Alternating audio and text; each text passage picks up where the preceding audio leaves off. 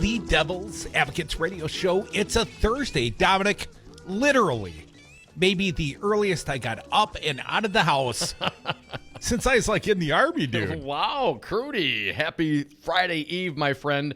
What motivated you to get up and at 'em with the birds this morning? Remember that kid that was supposed to be at camp last week? Yeah? He's at camp today. Yeah. I hope he made it. I got him to the delivery point. It was a safe transfer of the youngest. He's heading up to Door County. Oh, this week. That's right. Well, good. I'm glad you stuck around, Crudy. I thought maybe you'd take another few days off. I wish I could. Buddy, big day. I went straight from there to where'd I go next? I had to drop the other kid off. And then I went to a Tony Evers press conference, and I even RSVP'd at like 6:05 this morning, just to make the governor's staff wonder a little bit. What's he doing? I can't believe he's going to show early. up to the press conference at the Capitol. I did. I RSVP'd, if you will, Dom. I was very polite in doing so. I just said, I will attend. See you there. So anyways, the reason for this press conference today, new legislation, a co-sponsored in both the Senate and the Assembly of the state of Wisconsin. And the co-sponsors are Senator LaTanya Johnson and our 3:30 guest today. She is State Rep Melissa Sargent, a fine Dem from Madison. And she's been too long, but a frequent guest on this fine program. But Melissa Sargent, 3:30. Nice. And they are the sponsors of the bill in the respective houses. Now, this is not a comprehensive bill. This is purely background checks, universal background checks, and, eliminating a number of the loopholes that are currently there in background checks. So it would seem to me, Dom, to be very straightforward, common sense legislation. And my understanding is Speaker Voss has already entirely discounted the legislation and has no intent whatsoever of taking this bill up. Not only that, Crudy, Molly Beck reporting in the Milwaukee Journal Sentinel, quoting Assembly Majority Leader Jim Steineke, a Republican from Kaukauna, said the Assembly Republicans would review the legislation, but also rejected the idea that the legislation put forward Thursday would have a large-scale effect, given many shooters had passed such reviews. Here's a specific quote. Governor Evers is giving the people of Wisconsin the impression that somehow expanded background checks would have a dramatic impact on gun violence here in Wisconsin. Simply put, it is disingenuous to suggest that requiring background checks on private sales would have prevented the tragedies we've seen as a state and nation. Well, Dominic, certainly I can point to the evidence of the fact that not requiring prior background checks has not stemmed the tragedy in our nation. So doing nothing, we've tried the doing nothing plan, Steineke, Republicans. Doing nothing, a.k.a. thoughts and prayers. Well, up until now, every time a Republican, and we've talked about some headlines, Republicans try not to make any headlines, not to make any waves, to stay under the radar on the topic of gun control, right? And so a lot of them have deferred with, well, I don't have a bill. I can't give you an opinion on anything. Fancy Brian, going to need your help in part because I want to quote Governor Evers, played the sound of our governor, Tony Evers, today at his press conference. I think he addressed that aspect at least. Cut 23. Governor Evers, cut 2-3. Actually, we have an issue with the playout on that specific computer right now, unfortunately. The updates. It's the patching and the updates that we do. All right, let's play it. Cut 23, please. Well, we had numerous Republicans indicate that they wanted to see a bill. They got one. Now they can look at it and actually discuss among themselves why they are for it or against it. This is an issue that, and some of that in uncertainty might have been a way to not answer a question, but they asked it, and so we responded. We have a bill. They need to respond. We need to have people going on record whether they're for this or against this, and I believe we'll get many Republicans supporting this bill. And frankly, if they don't, they do it at their own risk at the polls. They do it at their own risk at the polls. Well, that seems like a very strategic thought from our governor, Tony Evers. And I would point out, Evers did meet with the quote-unquote opposition, the opposition in this case being Speaker Robin Vos. And in that, I saw, and we'll talk about this perhaps a little bit later, Dom, but new Fox News polling dropped overnight. Nationwide, Republicans and Democrats, 90% of everybody favors universal background checks. Let's not forget, this is a very popular proposition. Evers didn't drop multiple propositions. We got one bill for consideration. And Evers has now met with the opposition and effectively has been told, despite the support of 90% of the people for Tony Evers' avocation universal background checks here in the state of Wisconsin, well, no, you're not getting anything, Spalding. You'll get nothing. And like it, play it for the people if you would, Fancy Brian. Cut 25, Tony Evers. Yeah, it was a private conversation with Voss.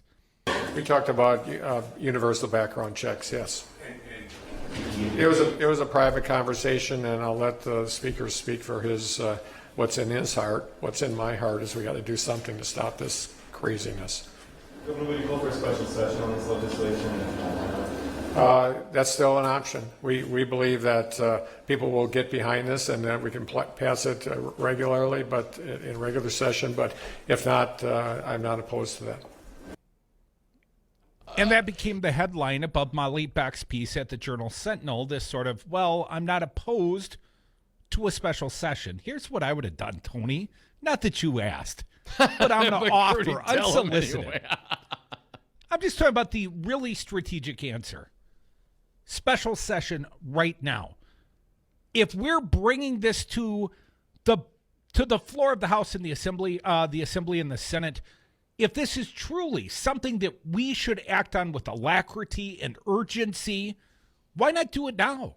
Why not call Robin Vos back from his very long summer vacation? And why not do something for the people of the state of Wisconsin? Why not force his hand? Because Vos doesn't want to do anything. And, physically, he's here in the state of Wisconsin, met with Evers today. So why not call the boys and girls into special session? And why not force the hand strategically? Because otherwise, you know what Robin Vos is going to do?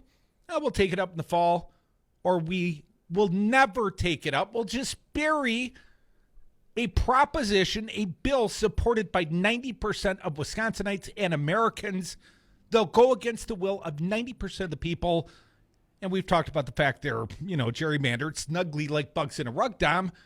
They can still win elections and go against the will of 90% of the people. And they will do so. That's the problem. What was your take? And you were in the room, Crudy, but when the governor says, he and the assembly leader, speaker, had private conversations, knowing that, you're the governor and he's the speaker of the assembly.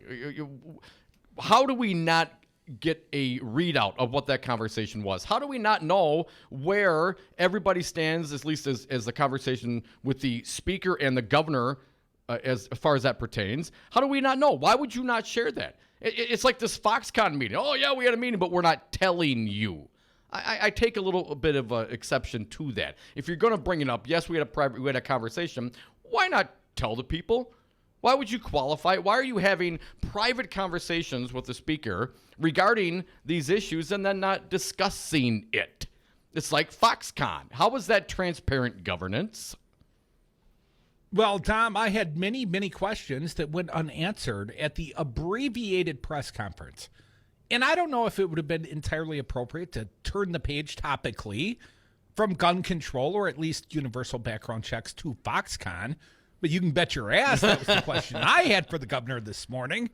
And, there was like Britta Kudebeck, or whatever her name is. I believe that's correct. She basically said, last call, last question.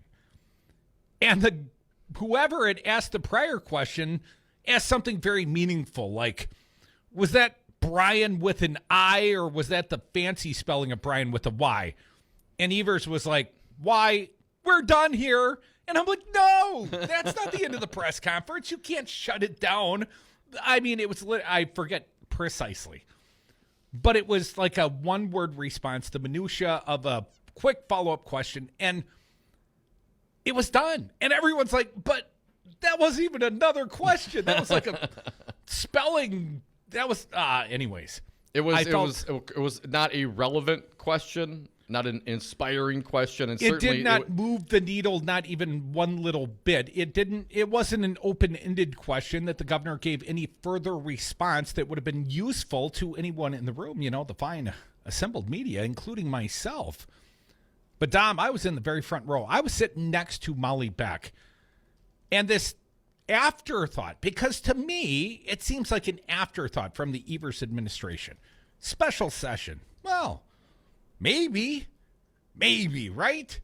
That wasn't like the lead. That's not their strategic lead. It should have been, though. And Brian, I'm going to need your help with a little drop here. This should have been the lead. Brian, are you playing along with me today? He's grabbing the phones. I don't know, whatever drop you and Crudy had figured out, a drop that you and Crudy had figured out together. I have nothing to do with Let's it. go to break. Let's go to break. I thought someone else was playing this game with me today. Yeah, we have some issues on that. We'll go to break, Brian, if you would, please. You can join us on the phones as well, 844-967-2789. Speaker Voss, apparently, probably not down, but we're not going to find out what his conversation with the governor was about background checks for gun purchases. But Assembly Majority Leader Jim Steineke, hell, this won't address these background checks, won't address these specific instances, but perhaps it will get one. What if it changes one? What if it stops one in the future? Maybe it's your kid. Maybe it's somebody you care about. Steineke, Republicans, you got problems doing background checks?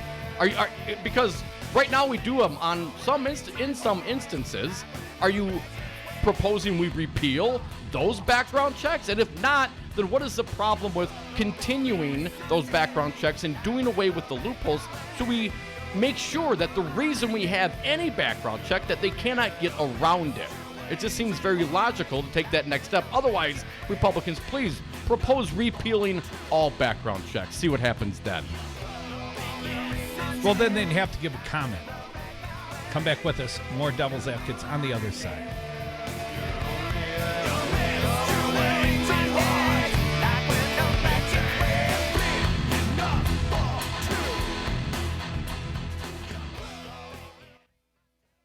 With extra ketchup?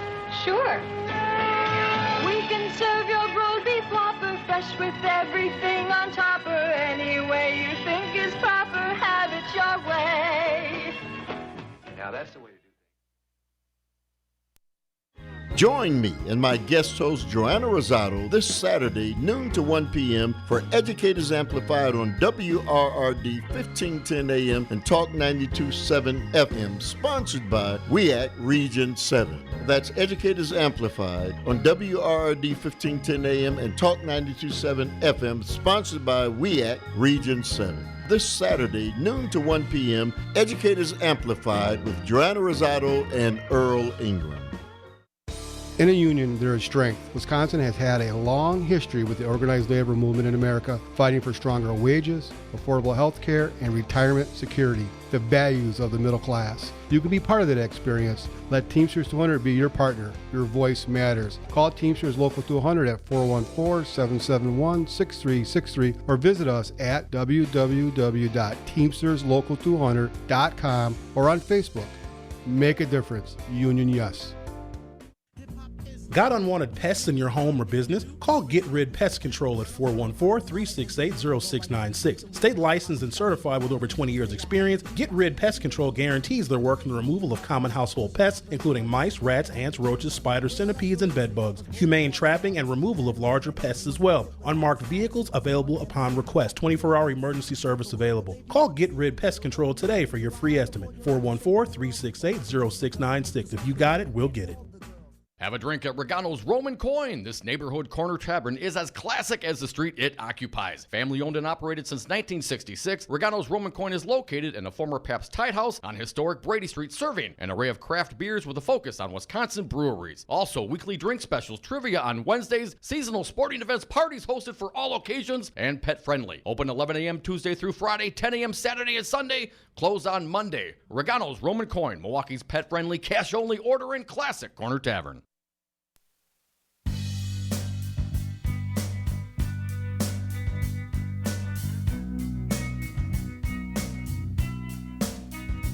.60% of the time, they're right every time. Dom and Krutz are the Devil's Advocates. And we are back. Thank you for listening to the Devil's Advocates radio show, streaming on YouTube and on Facebook, on Twitter at Devil Radio, and on the phones at 844-967-2789. So on this topic, Dom, I was just hopeful Tony Evers would perhaps take the more strategic route of turning up the heat under Robin Voss's ass by calling the legislature into special session and let the speaker then go out and publicly tell everybody, the entire state of Wisconsin, no, I will defy the governor despite the will of 90% of all the voters.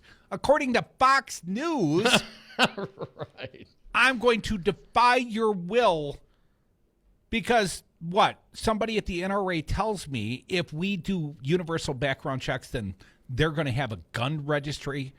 Didn't we put that one to bed with like Obama's birth certificate? From the Hill, Crudy, a majority of Americans support a ban on assault weapons in the wake of two recent mass shootings that killed a total of 31 people, a new Fox News poll found. 2/3 of Americans favor a ban on assault rifles and semi-automatic weapons as a measure to reduce gun violence, according to a poll released Wednesday. It is a 7-point increase from when the question was asked in March of 2018. Support for an assault weapons ban is stronger among Democrats at 86% based on the poll. 46% of Republicans and 58% of independents say they're in favor of a ban. Now, stop right there for just a moment. All right. Nearly half of all Republicans are down for an assault weapons ban. And that's not what Tony Evers is advocating for. No, certainly not today. No, not today. What they're talking about is what the Hill goes on to report. An overwhelming 90% of Americans support requiring criminal background checks on all gun buyers based on the poll. The support for that, Crudy, is statistically equal between Democrats and Republicans. So in other words, if I understand the Fox News polling, Dom, 90% of Republicans favor universal background checks, and yet Jim Stanicki and Robin Voss and the Republican caucus either remain silent or show their ignorance in their willful. They're willful. Crudy, it's just ignoring disingenuous. of their constituents, even their own Republican constituents. I mean, even by the Hassert rule, you only need half your caucus plus one, right? Right. You got 90% of your own caucus, and you're going against their will. Steinecke says, it's disingenuous, Crudy, to suggest that requiring background checks on private sales would have prevented the tragedies we've seen as a state and nation. No, it's not. No, it's not. I mean, there's 36,000 gun deaths a year. There's lots of reason to believe some of them are preventable. Not all of them. Not universally. No magic bullet, if you will. But there is a solution, at least small solutions, that might add up to a bigger solution. Because thoughts and prayers, Jim, they haven't worked so well up until now. And all I would advocate for is turn up the frickin' heat. Do it. Call for a special session, Tony. Just be strong. Everybody's with you. The whole state of Wisconsin, 90% of Republicans think just like you do on this issue. Go call them to the mat. Go call for a special session. Be strategic, please, sir. Molly Beck, again, reporting the Journal Sentinel, the legislation authored by LaTanya Johnson and Melissa Sargent would require background checks for most sales or transfers of guns unless the firearms are sold or transferred to a firearms dealer, law enforcement, or member of the armed services. The law would not apply to guns that are considered antiques or are considered a gift between family members. There's still a loophole for you there, Republicans. Huge loopholes in there, no doubt about it. But if it doesn't, if you can't, if the Democrats don't put forth legislation that would have specifically stopped, right, according to the assembly leader, specifically stopped one of these tragedies, well then why bother? Can we play Mandela Barnes before we go to break? Cut number 24, Brian. I think there's time. This is what Mandela, the lieutenant governor, had to say. He sort of interrupted the question and the response and said this. Please play it. Have they been asked, like, what is their plan to curb gun violence? And everything else, they come up with a solution. You know, they hear one wild abortion story. Next thing you know, you got a whole abortion bill. They have a whole hearing about it, and bill passes within a couple months. But gun violence has been plaguing us for a generation and nothing. So I think has to be asked of them, what is their plan? What's the Republican plan? We are the Devil's Advocates. Our plan is to go to break and come back with a fine guest. She is the co-sponsor of the bill, State Rep Melissa Sargent, Democrat from Madison. More of us with Melissa Sargent and you as well, 844-967-2789. Whatever makes you happy. We have not planned for that. Hopefully we're not going to have to plan for that. You're so fucking special. I wish I was special. I really believe I'd run in there even if I didn't have a weapon. But I'm a creep. Hopefully we're not going to have to plan for that. I'm a we have not planned for that. I really believe I'd run in there even if I didn't have a weapon. I don't belong here. Make sure you remember in your thoughts and more importantly in your prayers. Thanks for having me. We the people, the hardworking 99% of men and women, only have a voice when we join together as one and amplify our message. Now is the time for all Wisconsinites to join We the People and raise our voices. Do you feel like you are wasting your money funding unaccountable consultants, unresponsive candidates, and their campaigns? Help us do something that really matters. Please join We the People. Give what you can so we can support progressive radio stations like this one, using the public airwaves to educate Wisconsin about what we the people want for our state and remind Wisconsin's politicians that they work for us. Your donations to We the People at p4ppc.org, a registered, compliant IRS 501c3, will always be tax deductible, will always remain anonymous, and We the People pledge to spend 100% of donations educating Wisconsin on the issues our donors want discussed, giving individuals a voice in the collective message of We the People. Please give today at p4ppc.org. That's p4ppc.org. We the People need you.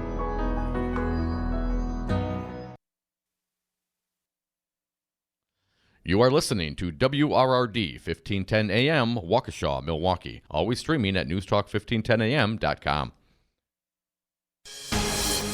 From the Capitol in Madison, this is Wiz Politics Midday.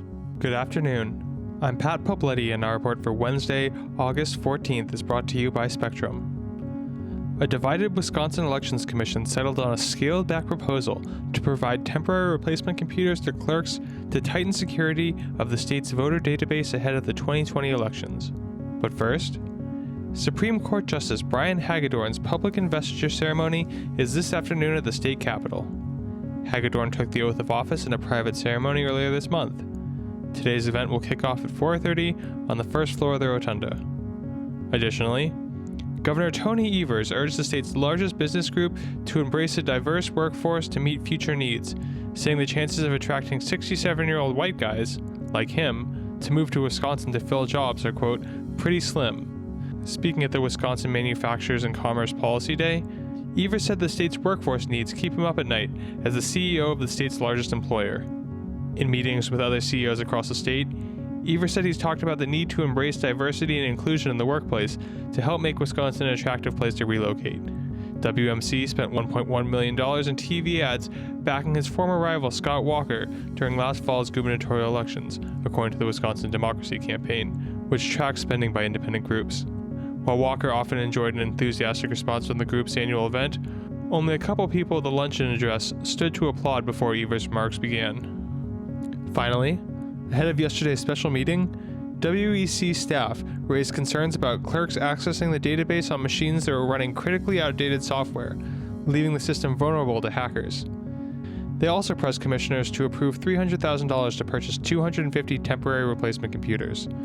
Instead, a divided commission voted 4-2 to approve $30,000 to cover 25 computers. The commission also approved purchasing software that would allow staff to undertake a thorough review of the security posture of all users of the WISVote voter database, adding a federally funded position to support temporary replacement program, and hiring of a marketing firm to lay the groundwork for public information campaign.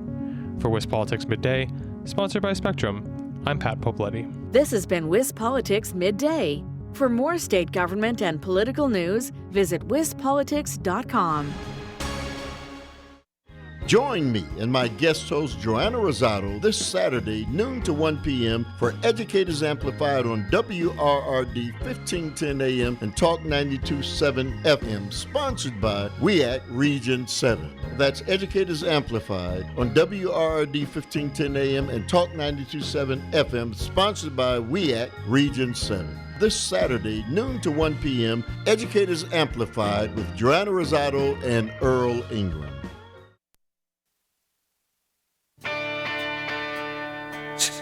The Devil's Advocates, radio for the 99%.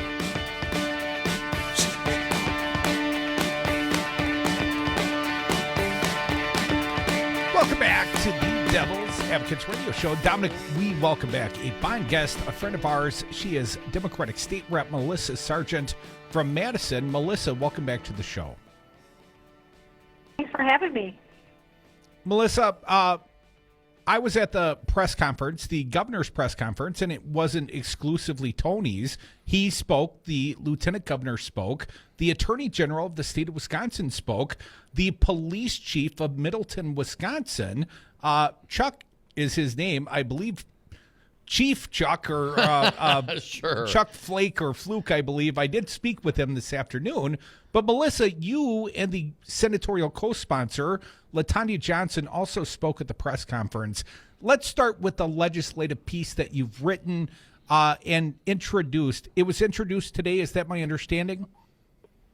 Yes, we introduced a piece of legislation that relates to the sale and transfer of firearms in the state of Wisconsin by closing the background check loophole that currently exists here in Wisconsin. It's really unfortunate that right now in Wisconsin that there is an opportunity for dangerous people to be able to have access to purchase firearms, and it's vital that we close that loophole.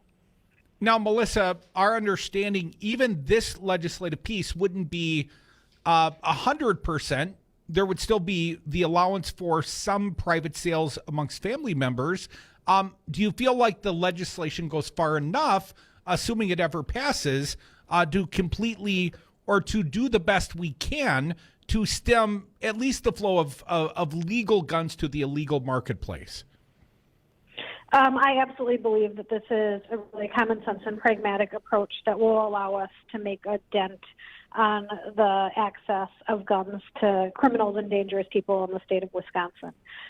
We, quite frankly, can't wait any longer to take action. Too many people are dying, too many people are afraid, and the people of the state of Wisconsin have risen up and asked us passionately to pass this legislation, and I am excited to be able to work with the governor and the Attorney General's office as well as Senator Johnson's office to make it happen. Now, Melissa, I understand this piece just introduced at the press conference, as Evers pointed out. You know, here's your bill, Republicans. But do you envision there will be Republican co-sponsors, people that sign on to this bill, Melissa? Has anyone told you in the hallway, hey, I'm with you on this issue? It seems like the speaker is not. It seems like Robin Vos has already demonstrated his opposition to even this broadly supported proposition that we understand even 90% of Republicans would favor, according to Fox News, Melissa. Absolutely. The people of the state of Wisconsin, the ordinary people in the state of Wisconsin, are demanding that the legislature act. They're quite frankly upset that we haven't acted sooner, and they are letting us know that it's past time for meaningful change. The legislation is supported by over 78% of gun-owning households in the state of Wisconsin, and we aren't taking any additional steps to stand in the way of people, healthy people having access to guns. It's a false dichotomy, frankly, and one that I'm very, very sick of, that the NRA is trying to portray, that we're having to choose between having a safe community and upholding the Second Amendment. That is not the case at all. In fact, it is possible, and this is an example of legislation that does a very good job at making sure that we are protecting the Second Amendment as well as creating more safety in our communities. Melissa, when does the legislature go back to regular session? It was suggested to the governor today, perhaps special session. Tony said, we would consider that. Strategically speaking, if we just come back to the fall session and Robin Vos lets this bill die and there's no legislative urgency from the Republicans, certainly they don't even want to talk about this, publicly comment, Melissa. So understanding what you're up against, could you guys drop a special session? Could the governor advocate for a special session? Could you at least publicly bring light on the fact that this will not pass, probably because of the obstruction of Speaker Robin Vos? Well, it's a great question for the governor and the governor's staff, and I was in the room today, as you were, when he did say that it's something that he is considering. I am hopeful that my colleagues in the legislature come to some common sense and know that what we need to do is to stand up and take action. We saw some movement in the last session, and I very much believe that we can continue to make good movement on this legislation. We know that since the national background check system was implemented, over 3 million gun sales to dangerous individuals have been prevented. This is a piece of legislation that we know works well, and we have to do something different. Our state is a state of compassion and one where we stand together and help each other out. And frankly, not doing anything, the Speaker preventing anyone from taking action here, is complicity to what it is that's happening in our communities, and that's disgusting as far as I'm concerned. Melissa, perhaps I missed the answer. Are you aware of any Republicans that would publicly co-sponsor this bill? Well, we just circulated this piece of legislation today. At this point, we have not had any Republicans sign on, but I can tell you that I do have appointments set up with colleagues in the building on the other side of the aisle, and I am good at doing doors, and I do the doors in the Capitol building and go and visit folks. So I'm going to do my work here, and I'm going to ask them why it is they're not signing on, and see what it is that we can do about getting some bipartisan support. Folks, you are listening to the Devil's Advocates radio show. That is State Rep Melissa Sargent. She joins us on the phone. Melissa, I'm encouraged to hear that you have some meetings at least set up with your Republican colleagues, but I'm wondering if Assembly Majority Leader Jim Steineke is one of them. He was quoted in Molly Beck's piece in the Journal Sentinel today saying that it's disingenuous, Melissa, to suggest that requiring background checks on private sales would have prevented the tragedies that we've seen. Your response to Mr. Steineke's statement, Melissa? Well, I know that I can't be 100% guaranteed that background checks would change tragic history, but I do know that instituting background checks at the national level has prevented over 3 million guns, attempted purchases of guns, from going into the hands of dangerous criminal people in our communities. And I know that here in Wisconsin, we don't take the easy road in how it is that we're doing things. There was a period of time that cars didn't have seatbelts in them. We started adding seatbelts to cars because we knew that it provided them more safety for the people that were in them. This isn't a piece of legislation that is going to cause us to do anything that isn't being done for legal gun sales through gun shops right now. This, quite frankly, is common sense, and it's really unfortunate that my Republican leadership seems to be more influenced by special interest groups in the NRA than the people who they are elected to represent in our communities. Melissa, apparently the law, this legislation that you and Senator Johnson have proposed, would not apply to guns that are considered antiques or considered gifts between family members. Melissa, why that particular carve-out? Well, again, we have a real history of gun ownership in the state of Wisconsin, and there are a number of people that have family heirlooms that they have passed down from one generation to the next, and we want to make sure that those transfers from family members and inherited pieces continue to be able to stay within their families, and those that are also classified as antiques are able to be honored for what it is that they are as well. Melissa, we referenced a Fox News poll that was reported on today, or perhaps yesterday, talking about 90% of Americans support requiring the criminal background checks for all gun buyers. But also another stat, 2/3 of Americans, according to Fox News polling, support an assault weapons ban. Now, it's going to be hard to drag the Republicans to something that 90%, perhaps agree that should be done, let alone 2/3. But where do you stand, Melissa? We had bans on these assault weapons, these weapons of mass destruction before we let them expire as a society, and we've seen an increase in the fatalities in these kinds of shootings. Where do you stand on an assault weapons ban right now, Melissa? Well, I'm excited that we have presidential candidates and congressional members who are talking about how it is that we can bring that conversation back forward. We do know that when we did have a ban on assault weapons at the federal level, that there was a decrease in violent crimes associated with them. And when that ban did expire, because there was a sunset period in that piece of legislation, we saw an increase. I think it is important for us to make sure that we're putting all of our cards on the table and considering everything that we can when it comes to increasing the safety and security. It's really tragic that we have a whole generation of young people who have grown up doing code red drills and been desensitized to gun crimes in our nation. And we are extraordinary. We're extraordinary people that folks from around the globe look to solve problems. And we are not standing up to our history by continuing to allow this to occur in our communities and have our children growing up like this.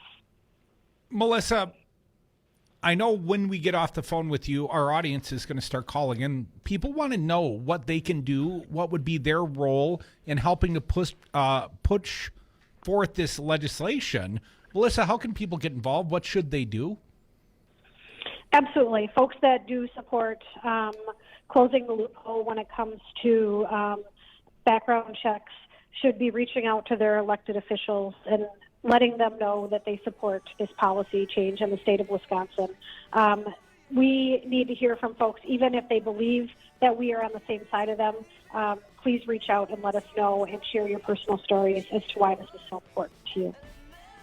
Democratic State Rep Melissa Sargent, I know you're leading the charge on so many issues that I care about.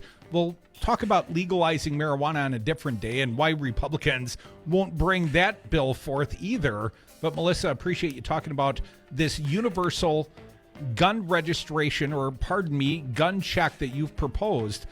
Good luck with it, and let us know if we can help exert some pressure on your colleagues on the right. Thank you very much, folks, for having me on. Thank you, Melissa. Thank you, Melissa. Folks, we are the Devil's Advocates. We'll take a little break. We'll open up the phone lines. I'd also like to get out the very emotional testimony. LaTanya Johnson, the senatorial co-sponsor, she talked about all the children's funerals she had attended. Oh. And each time she wanted to tell herself, this will be the last time I have to console a family. An infant, a toddler, a child. And each time, she had several examples, named these children, showed pictures from their funerals. I think we might get to that as well. Come back with us. More Devil's Advocates. Phone lines open, 844-967-2789. You write the bill, then you release the bill. No, I don't see it. I don't see the support. I don't support it. I think the criticism will be dissipated as we move forward. Join me and my guest host Joanna Rosado this Saturday, noon to 1 p.m. for Educators Amplified on WRRD 1510 AM and Talk 92.7 FM, sponsored by WEAC Region 7. That's Educators Amplified on WRRD 1510 AM and Talk 92.7 FM, sponsored by WEAC Region 7. This Saturday, noon to 1 p.m., Educators Amplified with Joanna Rosado and Earl Ingram. Hey guys, this is Maggie Dawn, host of Dawn of the Resistance, live Thursdays and Fridays from 6 to 7 p.m. Starting August 22nd, I'm going to be joined in studio with Dr. Fran Kaplan and Reggie Jackson, Executive Director of America's Black Holocaust Museum, to do 6 shows about race in America. On August 22nd and 23rd, we're going to talk about the history you never learned, facts about race in America. On August 29th and 30th, we're going to talk about why we think the way we do, unpacking implicit bias. Last, on September 5th and 6th, we're going to talk about why what we say and what we do matters. Getting woke, staying woke, and doing woke things. So white folks, you got questions you've never asked? Write them down, tune in, and call in starting August 22nd through September 6th on Dawn of the Resistance on WRRD 1510 AM, always streaming live at newstalk1510am.com. The Packing House Restaurant, located at 900 East Layton Avenue, offers fine dining and casual supper club style. Family owned and operated for over 40 years, the Packing House features great steaks, prime rib, and the best fish fry around. Join us for live music on Wednesday through Saturday evenings. The Packing House Restaurant, open for lunch, Monday through Friday, and dinner nightly. Call us at 414-483-5054 or visit us online at packinghousemke.com.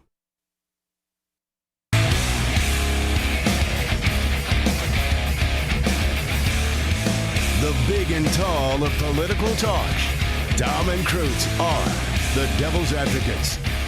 And we are back. Thank you for listening to the Devil's Advocates radio show, streaming on the YouTubes and the Facebooks, on Twitter at Devil Radio. You can join us on the phones, talk or text. It's toll free, 844-967-2789. Dominic, I want to thank our most recent guest, a fine one, a friend of ours, State Rep Democrat Melissa Sargent from the Madison area. Melissa, welcome back. Come back soon. We'll have her on under a differing circumstance very soon, I suspect. I want to talk about the, I guess you'd call it almost testimony given by LaTanya Johnson this morning. And I will point out, I don't say this to do anything other than point out the amount of emotion she was feeling after she was done speaking. And, then they got to the question and answers, and she was stage left, let's just put it that way, after she got done speaking, and we're going to play that sound in just a minute. And I looked over, and I think she was still shaking.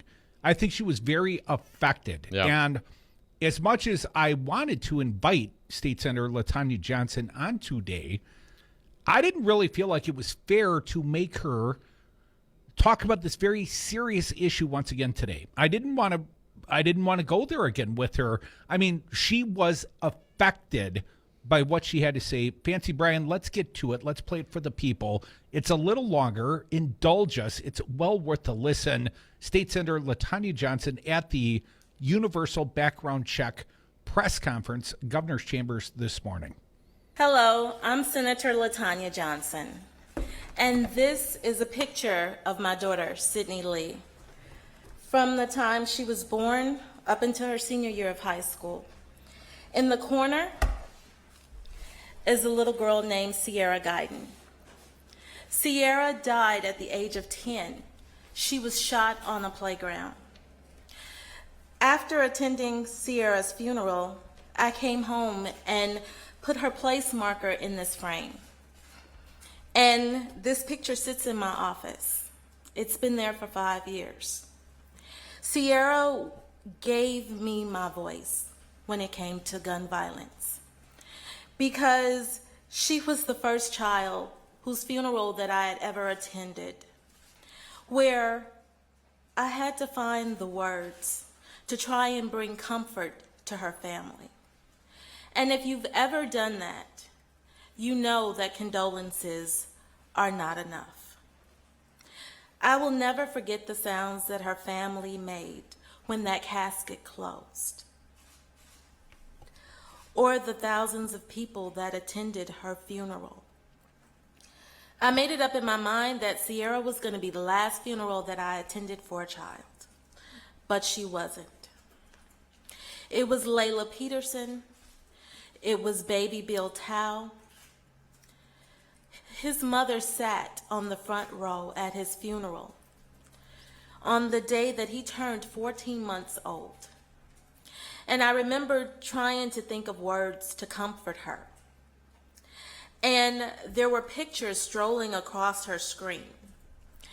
And you could clearly see a picture of baby Bill Tao. He had tubes, so you know that that was the last picture of her baby. Him lying dead in the hospital bed because the tubes weren't connected to anything.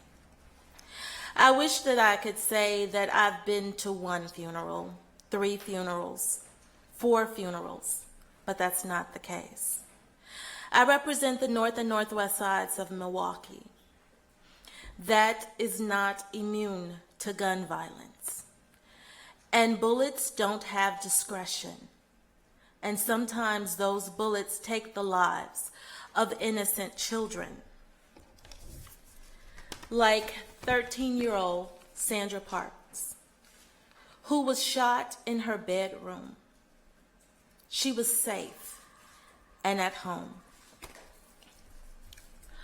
Or Mayana Jelks, who was accidentally shot by her brother with a gun that was in the home.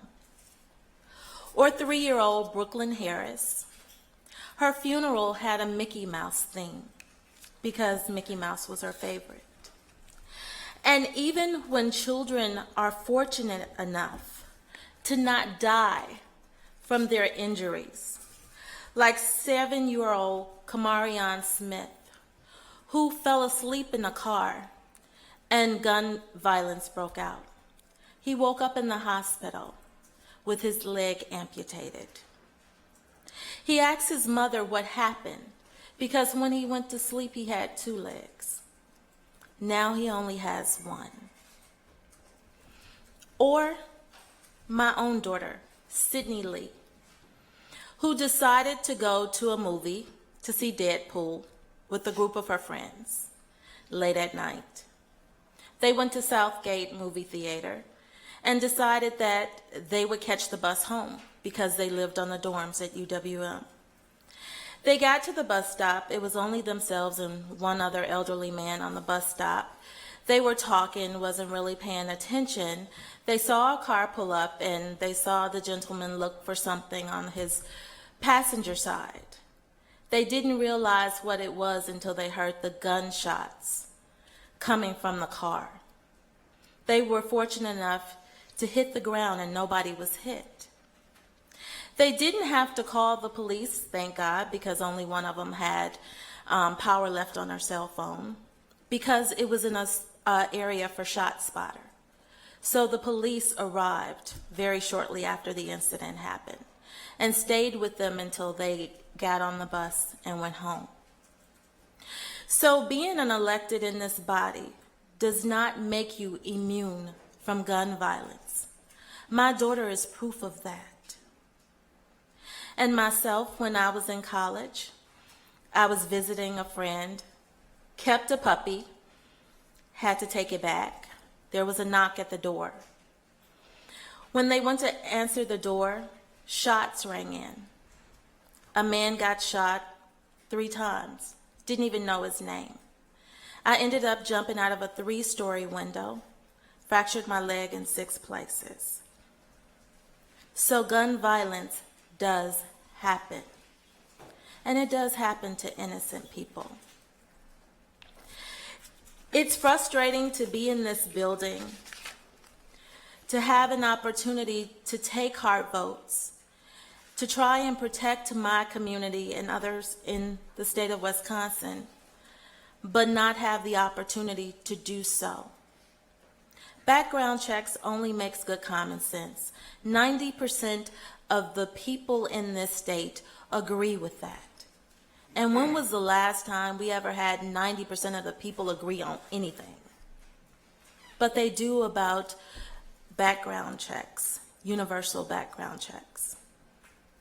So the longer it takes us to make the right decision, to do what's right by the people of the state, is the more opportunities we give people who shouldn't have their hands on guns the opportunity to take more lives. Our children are scared. And as a parent, we are too. And it's about time that this body did something to let everybody in the state know that our children and their lives matter. And they shouldn't have to go to school afraid or live in communities that are riddled with gun violence because we are afraid to do the right thing. That was State Senator LaTanya Johnson this morning. Very, very moving testimony she gave. I could not believe when she started talking about a Mickey Mouse themed funeral. That's terrible. Want to correct the record. I didn't give the Middleton police chief the respect to. I had forgotten his name. It is Chuck Falk. We did speak this afternoon. Chief Falk and I, we did invite him on the show. We're hopeful that he can come by in the short run. He was there advocating for universal background checks. And Dom, I'm looking at him, I'm realizing this is my police chief. I had totally forgotten September of 2018. We had a mass shooting in my backyard. We had a mass shooting in Middleton, and it was only the quick actions of Middleton police. They neutralized the shooter in very rapid succession, but not before he wounded 3 co-workers. I mean, that could have been a real tragedy. Tragedy averted. We'll look forward to having Chief Chuck Falk on a different day. Come back with us. Hour 2, Devil's Advocates is next. Phone lines open, 844-967-2789.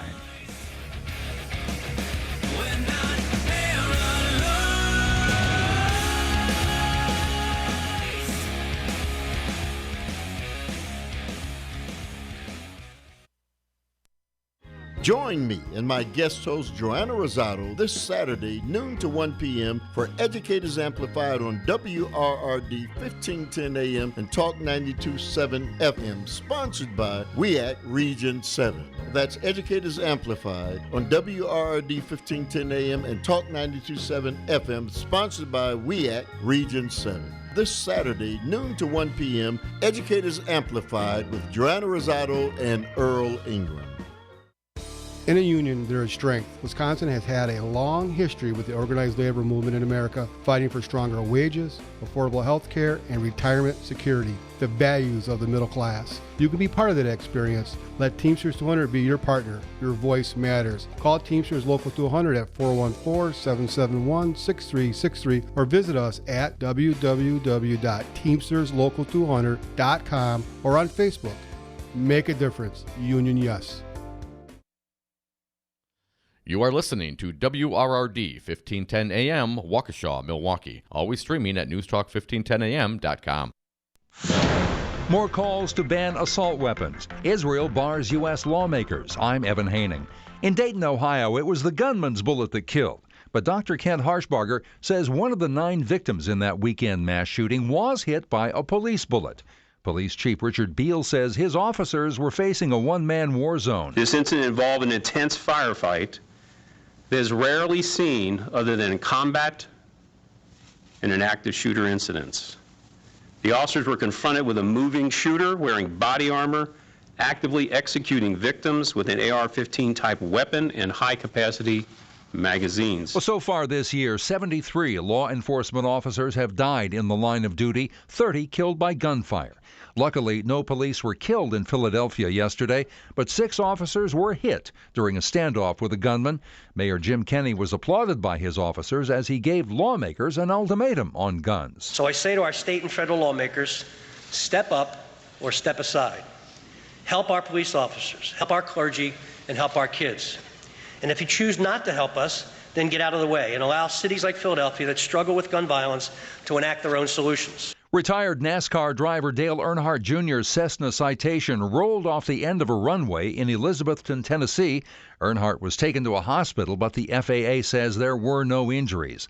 Following President Trump's tweet saying 2 House Democrats, quote, hate Israel, Israel says Congresswomen Rashida Tlaib and Ilhan Omar cannot visit their country. Just last month, the Israeli ambassador to the United States, Ron Dermer, said that these 2 lawmakers were going to be allowed to visit, and now they have changed their mind after the president has been urging the prime minister of Israel not to let them come and visit. That's correspondent Caitlin Collins. Wall Street did better today. The Dow rose 100 points. The S&P was up 7. The NASDAQ went down 7 points. I'm Evan Haining. Have you heard? Amalgamated Transit Union Local 998 is made up of the drivers and mechanics, professionals in Milwaukee. We keep the buses running all night long and all over the city. I'm one of them. After more than 20 years, I have seen it all, from bad drivers to hostile passengers. Just last week, one of my coworkers had a gun pulled on her. Enough is enough. We get Milwaukee to work. We get them home again. Our working conditions are your safety conditions, and we need help to provide improved safety and security for drivers and passengers. Call Chris Abley at 414-278-4338 and tell him to stand with ATU 998. Make safety and a fair contract a priority. This message paid for by ATU Local 998. Of Scientology and actor Danny Masterson are being sued by 4 women who say the actor sexually assaulted them and the church tried to silence them. Danny Masterson is best known for his work on the canceled TV show That 70s Show. Like there's this guy who invented this car that runs on water, man. Masterson's accused of raping or assaulting all 4 women in the early 2000s. They took their allegations to the LAPD in 2016 and 2017, and that's when, claimed the women, that agents with the Church of Scientology followed them, photographed them, harassed them online, windows smashed. One woman claims her dog was killed. Masterson says one of the women is an ex-girlfriend and calls the allegations beyond ridiculous. We've reached out to the Church of Scientology but have not heard back. Jim Roop, Los Angeles. It's official. July was the hottest month measured on Earth since records began in 1880. The National Oceanic and Atmospheric Administration says July was 0.95 degrees warmer than the 20th century average. I'm Evan Haining. Have a drink at Regano's Roman Coin. This neighborhood corner tavern is as classic as the street it occupies. Family owned and operated since 1966, Regano's Roman Coin is located in a former Pabst Tide House on historic Brady Street, serving an array of craft beers with a focus on Wisconsin breweries. Also, weekly drink specials, trivia on Wednesdays, seasonal sporting events, parties hosted for all occasions, and pet friendly. Open 11 a.m. Tuesday through Friday, 10 a.m. Saturday and Sunday, closed on Monday. Regano's Roman Coin, Milwaukee's pet friendly, cash only order and classic corner tavern. 5 Nines, your local single-source IT solutions provider, specializing in cloud technology, consulting, servers, networks, and hosting. We manage your IT so you can focus on running your business. Enjoy technology. Enjoy 59s.com. Hey Milwaukee, I'm Sherwin Hughes, host of The Forum from 9 a.m. to noon on WRRD 1510 a.m. Always streaming live on newstalk1510am.com.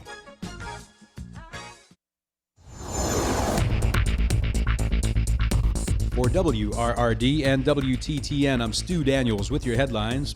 2 locals from the International Union of Operating Engineers plan to file a new lawsuit challenging Wisconsin's Act 10 law, which sharply limits collective bargaining for most public employees. A previous lawsuit was thrown out yesterday by federal district judge Lynn Edelman after Attorney General Josh Kaul argued that the court did not have jurisdiction because the case had been previously closed. Attorneys for the union agreed with the Attorney General and did not object to the lawsuit's dismissal. The 2 arms of the union represent more than 10,000 workers in Wisconsin. Outside tonight, partly cloudy in Milwaukee with a low around 63. Chance of rain in Madison with a low around 60 degrees. You're listening to WRRD and WTTN.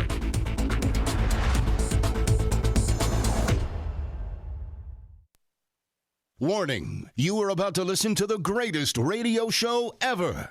and due to contractual obligations, and to shield our airwaves' corporate licensees from any semblance of liability, responsibility, and gullibility, we must tell you the views represented on this show are not necessarily those of this station or its management. This radio show contains differing points of view on current political topics, and due to the nature of its contents, it should be heard by everyone. Thank you for listening. 3, 2, 1. Now live from the heart of liberal Wisconsin, where the political party is just beginning, welcome to the Devil's Advocate Show.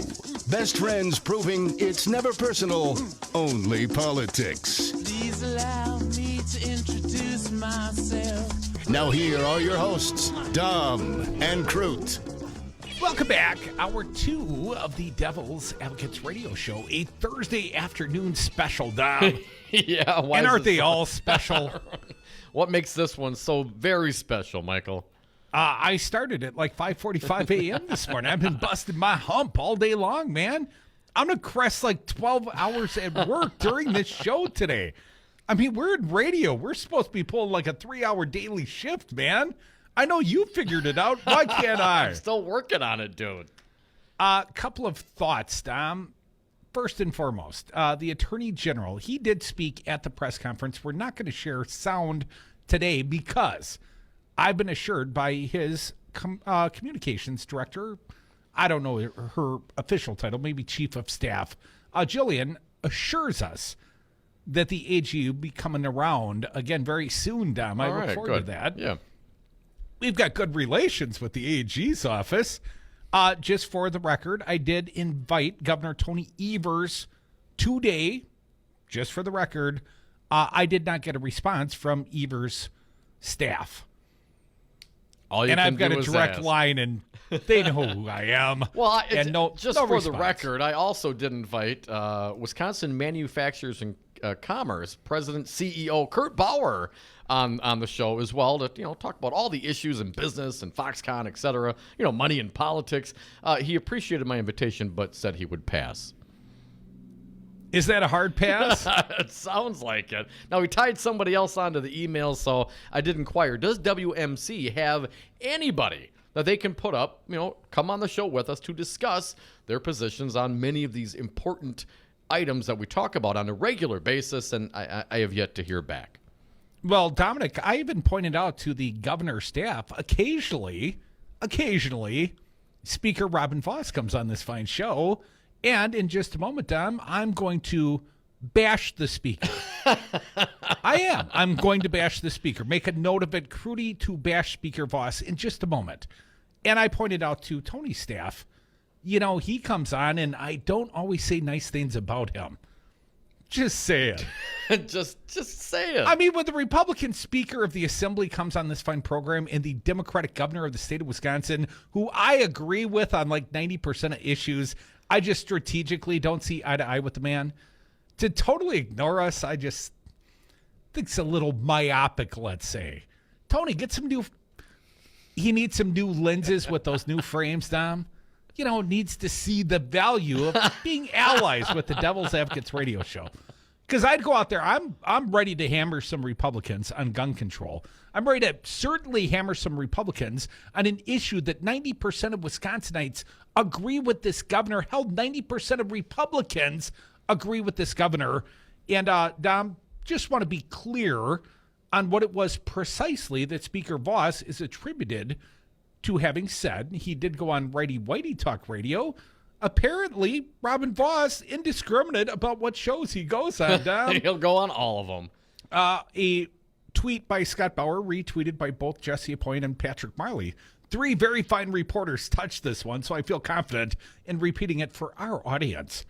At Speaker Voss says universal background check red flag laws will not be effective at curbing gun violence, and it's very unlikely the legislature will take them up. Voss made comments on the Jay Weber show after meeting last night with Governor Evers. Now, Evers may call a special session, according to Bauer's tweet. That'd be the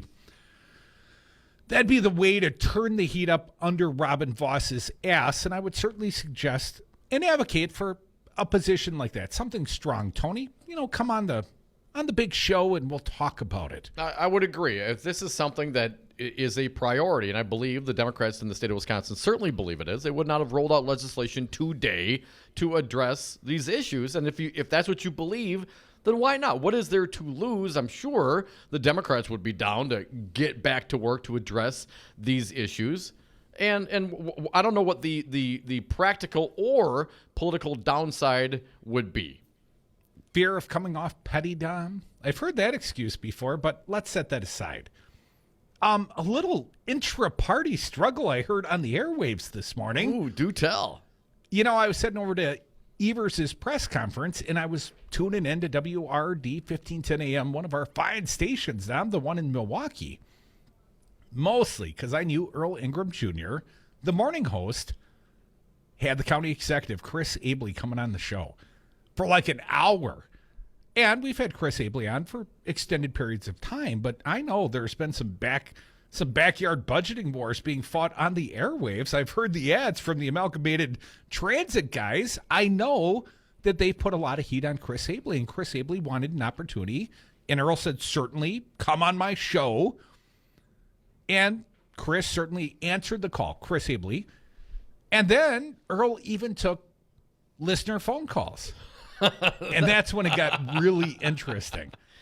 Now, Bruce Colburn, who is with ATU 998 Local, one of the transit guys called, and Chris took his arrows, and Chris pushed back. And I would say it is certainly worth a listen. That was some damn good radio this morning on Earl's show, the Hour 2 podcast. But the very first caller was State Rep Jonathan Brostoff. And our pal, you know Jonathan, had the crazy hair, finally shaved off his crazy hair. He's back to looking, quite dapper. And he called into the show, and I think we've got this, don't we, Fancy Brian? Do we have this sound? We do have some sound, yes. So normally we don't feature other people's shows on this big show, but this is a particular note, I thought, Dom, not only because County Executive Chris Abley answered the bell, but because Jonathan Brostoff came swinging, man. I didn't even see this one coming. Lots of perfunctory, how you doing, Earls? And then he turned towards the county executive, and I think he called him Abley. Let's play it for the people, if you would. Fancy Brian, Jonathan Brostoff addressing County Executive Chris Abley on the Earl Ingram Show this morning. Cut 10. We'll go right to the phone lines and State Representative Jonathan Brostoff. Hey, good morning to you, my friend. How are you doing? Hey, Brother Earl. Doing good. Always good to hear your voice and appreciate the work you do. It's good to hear your voice. We got to get you back in the studio, man. You got a question for the county executive? Yes, sir. So, Abley, Jonathan, given that you've basically built your political career at this point largely on intimidating, bullying, and trying to buy off any political opposition or anyone else, and there are those of us in the community that aren't scared of your inheritance, like myself, like others, such as Ernell Lucas. What lessons have you learned, and how are you going to do better moving forward, knowing that you can't buy, intimidate, or bully all of us, and there are people that are going to stand up to you? Well, thank you very much for the call. Oh, wow. Wow, I didn't see that one coming. I got to be quite honest with you. I thought Jonathan was going to ask some, minutia question about, I don't know. The next caller asked a minutia question. One of our favorites, Dom, Dave from Mequon. And I'm thinking that was going to be the tone of the question from Jonathan Brostoff. No. Intimidation, bullying, and buy-offs. Those are very specific. It's almost like, when did you stop beating your spouse questions? And then I saw Jonathan Brostoff like 15 minutes later at the Wisconsin State Capitol, and I had been listening to the interview, even on the walk. I was so intrigued by the fine radio going out on WRD 1510 AM this morning on the Earl Ingram Show. I mean, I was listening to the radio station all the way to the Evers press conference, and then I see the guy who just called the radio station. He must have called from the hallway himself. But anyways, I see Brostoff, and I'm like, buddy, why are you picking this fight? And then I asked him the oh-so-important question. Jonathan Brostoff, are you prepared to announce your candidacy for county executive? Right. And his response, oh, I got young ones at home, and apparently not. Apparently he's not running. The current county executive did have a response. Let's get to that one. Cut 11, please, Brian. Yeah, so you have a very interesting view of, and you're entitled to it, of course, of what my intent and goals are. For what it's worth, long before I was in office, God, I probably for most of the 25 years I've been in Milwaukee. I've done a lot with business, and I've invested a lot, still work with a lot of nonprofits when I'm not here. And I've spent most of my time, though, and the vast, overwhelming majority of what I do with my money is give it away. And you may not like or agree some of the organizations and where I spend my time and resources, but around here it's been arts, education, youth services, scholarship, and all of that. I still do. Wasn't to prove a point to you or anyone else, and I'll be doing it long after I'm here. I do it because I want to help give people opportunity and empower. And you're entitled to your opinion of that. You get to do what you want to do with your time. And now I would point out, Dom, the response went on like that for like 7 more minutes. The county executive given, at his leisure, the opportunity to respond. And Jonathan Brostoff told me this morning when I did see him, he apparently also an attendee at the governor's presser. Jonathan said his only regret, Earl cut him off right away. Or maybe it was Stu. And I got one more thought. Hearing the county executive and his response thereof, talking about giving away most of his money, Dom, and I thought to myself, I didn't realize Abley owned radio stations. Nice. That's what you do when you own a radio station. You give away most of your money. But Crudy, so I'm a philanthropist? I guess. But what about the criticism? I know this is like kind of a backyard issue. We don't really get to this, these local politics to this degree. But we've known Chris and over the years, before we came on radio here in Milwaukee, we've known Chris for a while.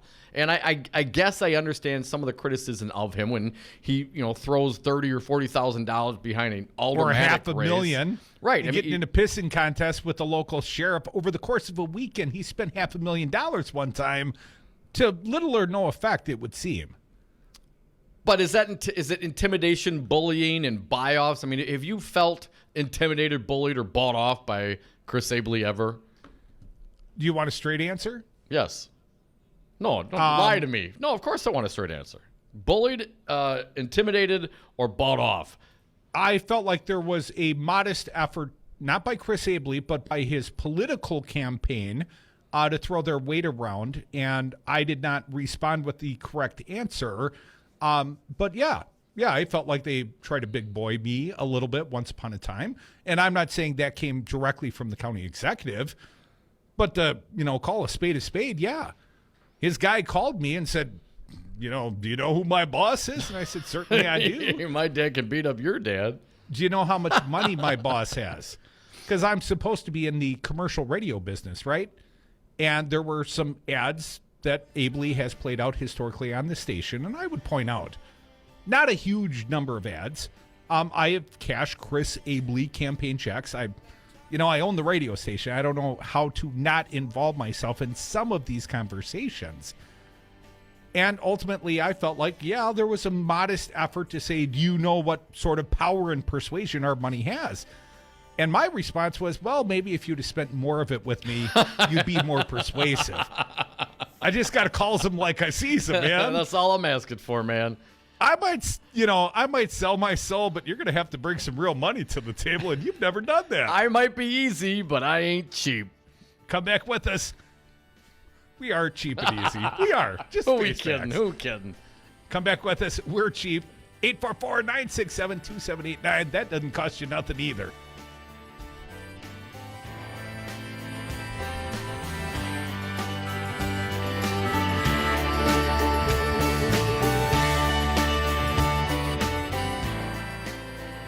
How could you do this to us after everything we've done for you? Oh, they drove a dump truck full of money up to my house. I'm not made of stone. Hey, well, you're going to have to take me to dinner first.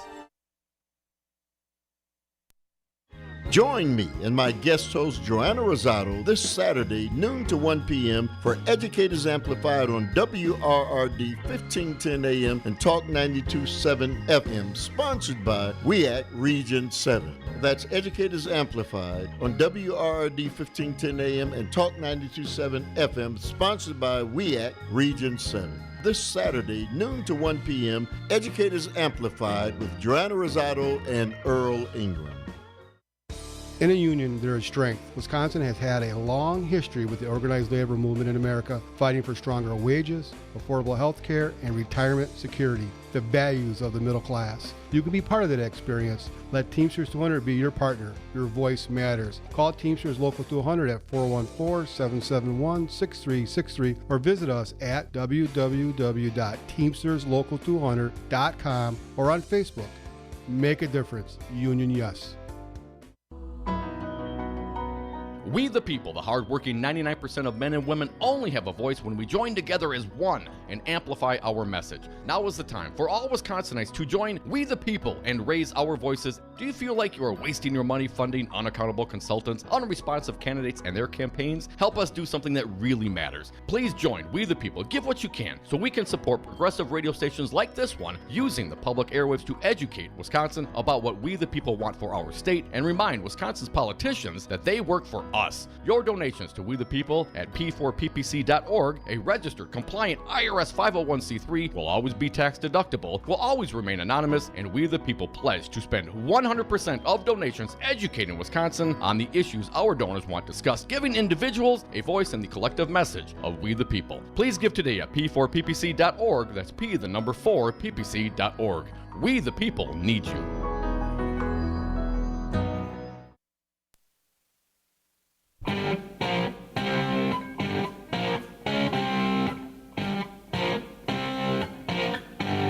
The Devil's Advocates, because it's always 420 somewhere.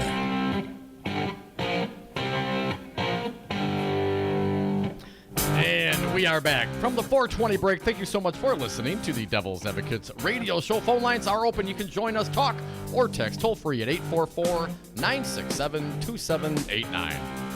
Dominic, before you drag me into that blue intra-party bra-stuff Abley slugfest, I would like to point out, first and foremost, I got no problem with the county executive or his political staff. And for any that might think that I'm some sort of shrinking tulip and that any sort of intimidation tactics, perceived or otherwise, might be effective upon me, they don't know me so well, do they, Dom? No, man. I will cut off my nose to spite my face. Twice. But at least I've always got my integrity, buddy. Just a lot less money than I should. But let's be done bashing the blue. Let's go back and bash us some Speaker Robin Voss. I promised the audience I would, and I always try to keep my promises, buddy. Well, let's get to it. What did Voss do today? Molly Beck saw her at the press conference, my seatmate down the aisle. Here's the headline. I don't know if she wrote this. It's not like Matt Rothschild's outfit.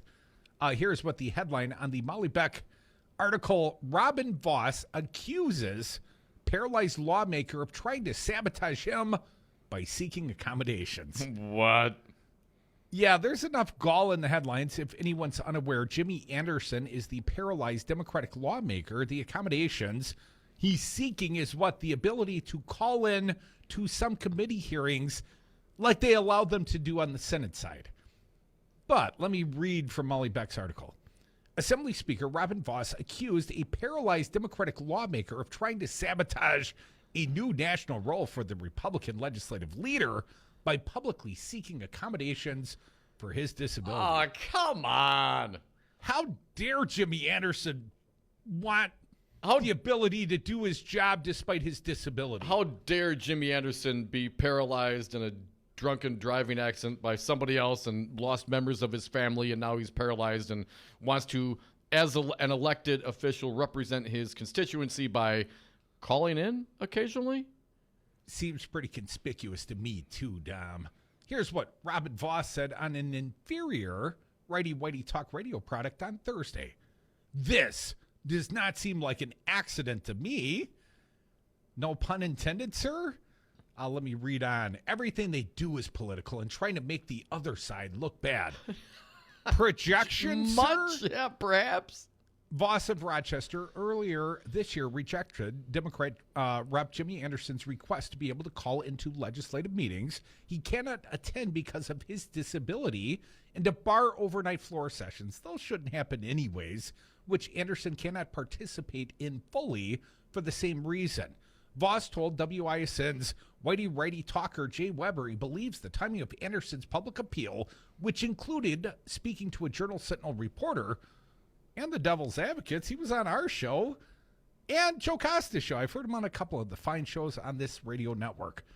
But Voss said it was meant to undermine the announcement of Voss taking over as president of the National Conference of State Legislatures. What? The what? The president of the He-Man Woman Haters Club? Here's the part that doesn't hold up to scrutiny, Dom. But Democratic legislative leaders made the request in February, and Anderson reached out to a Journal Sentinel reporter in May. Voss took over the new role earlier this month, 10 days after the story was published. Here's a quote. This one from Jimmy Anderson. I didn't know he was going to be named president of the NCSL until after the story had come out. The idea that I would somehow sit and wait to make Robin Voss look bad. He's doing that all by himself. I asked for these accommodations months and months ago. Anderson also noted that few people in the broader public know about the organization Voss is leading, but Voss said Thursday he believes Anderson's request was meant to throw sand in the gears of the legislature. Passage of Republican legislation like the bills passed in December during the 24-hour floor session to shift power away from Governor Tony Evers and Attorney General Josh Kaul. Here's one more quote. We will make accommodations, and there will be no news coverage of it because it's all about making Republicans look bad. That's the full-time fodder for the Journal Sentinel and the State Journal and all of the left-wing media that's around the state of Wisconsin. Why didn't he throw in a fake news? Voss told the Journal Sentinel he's unwilling to change the rule that requires representatives to show up to committee meetings in person because it's disrespectful. Unlike Speaker Robin Voss, come back more Devil's Advocates on the other side. Want to see the super sexiest political show on earth? Check out the Devil's Advocates on YouTube. This is Dom from the Devil's Advocates. You know, in the 7 years that Crudy and I have been doing the show, we have never had a more engaged, dialed in, and motivated audience, and we love them for it. Now is the time for you to reach the greatest audience ever. Call now, advertise with the Devil's Advocates and Real Resistance Radio. Market your products or services, get your message out, join the resistance. Call us at 414-635-0872. That's 414-635-0872, or go to realresistanceradio.com. Hi, I'm Kelly, and my family owns Madison Liquidators, a company with sustainability as our business model. We are excited to announce that we are moving into a bigger, nicer location, allowing us to serve you better with expanded inventories of both new and used office furniture. Right now, we will give you a great deal because we would much rather move any of our current inventory into your office than our new space. Check out our complete inventory online at madisonliquidators.com or come make a deal off Pleasant View Road in Middleton before moving day. You are listening to WRRD 1510 AM, Waukesha, Milwaukee. Always streaming at newstalk1510am.com. Join me and my guest host Joanna Rosado this Saturday, noon to 1 p.m. for Educators Amplified on WRRD 1510 AM and Talk 92.7 FM, sponsored by WEAC Region 7. That's Educators Amplified on WRRD 1510 AM and Talk 92.7 FM, sponsored by WEAC Region 7. This Saturday, noon to 1 p.m., Educators Amplified with Joanna Rosado and Earl Ingram. The Packing House, where you can experience the soulful dimensions of Joe Jordan and the Soul Trio every second and fourth Saturday of the month, where you can also enjoy live music 4 nights a week, Wednesday through Saturday, some of the best local talent around. It's never a cover charge. Schedule online at packinghousemke.com or give us a call at 414-483-5054. Great food, handcrafted cocktails across the street from the airport on Layton. Packing House, a family owned and operated since 1974. In a union, there is strength. Wisconsin has had a long history with the organized labor movement in America, fighting for stronger wages, affordable health care, and retirement security, the values of the middle class. You can be part of that experience. Let Teamsters 200 be your partner. Your voice matters. Call Teamsters Local 200 at 414-771-6363 or visit us at www.teamsterslocal200.com or on Facebook. Make a difference. Union yes. Got unwanted pests in your home or business? Call Get Rid Pest Control at 414-368-0696. State licensed and certified with over 20 years experience, Get Rid Pest Control guarantees their work in the removal of common household pests, including mice, rats, ants, roaches, spiders, centipedes, and bedbugs. Humane trapping and removal of larger pests as well. Unmarked vehicles available upon request. 24-hour emergency service available. Call Get Rid Pest Control today for your free estimate. 414-368-0696. If you got it, we'll get it. For WRRD and WTTN, I'm Stu Daniels with your headlines. The city of Milwaukee is facing serious budget challenges as it prepares for an anticipated spike in its contribution to the pension fund. Officials are anticipating a jump in the city's annual pension contribution in 2023 from about $70 million currently to about $160 million that year. Plans call for adding $10 million to the pension reserve fund in next year's budget and additional funds in the subsequent years to ease the transition to the higher annual pension contribution. Mayor Barrett will be discussing the budget at tonight's 2020 preliminary budget hearing, which starts at 6 p.m. at the Zeidler Municipal Building. You're listening to WRRD and WTTN, Wisconsin's Political Talk.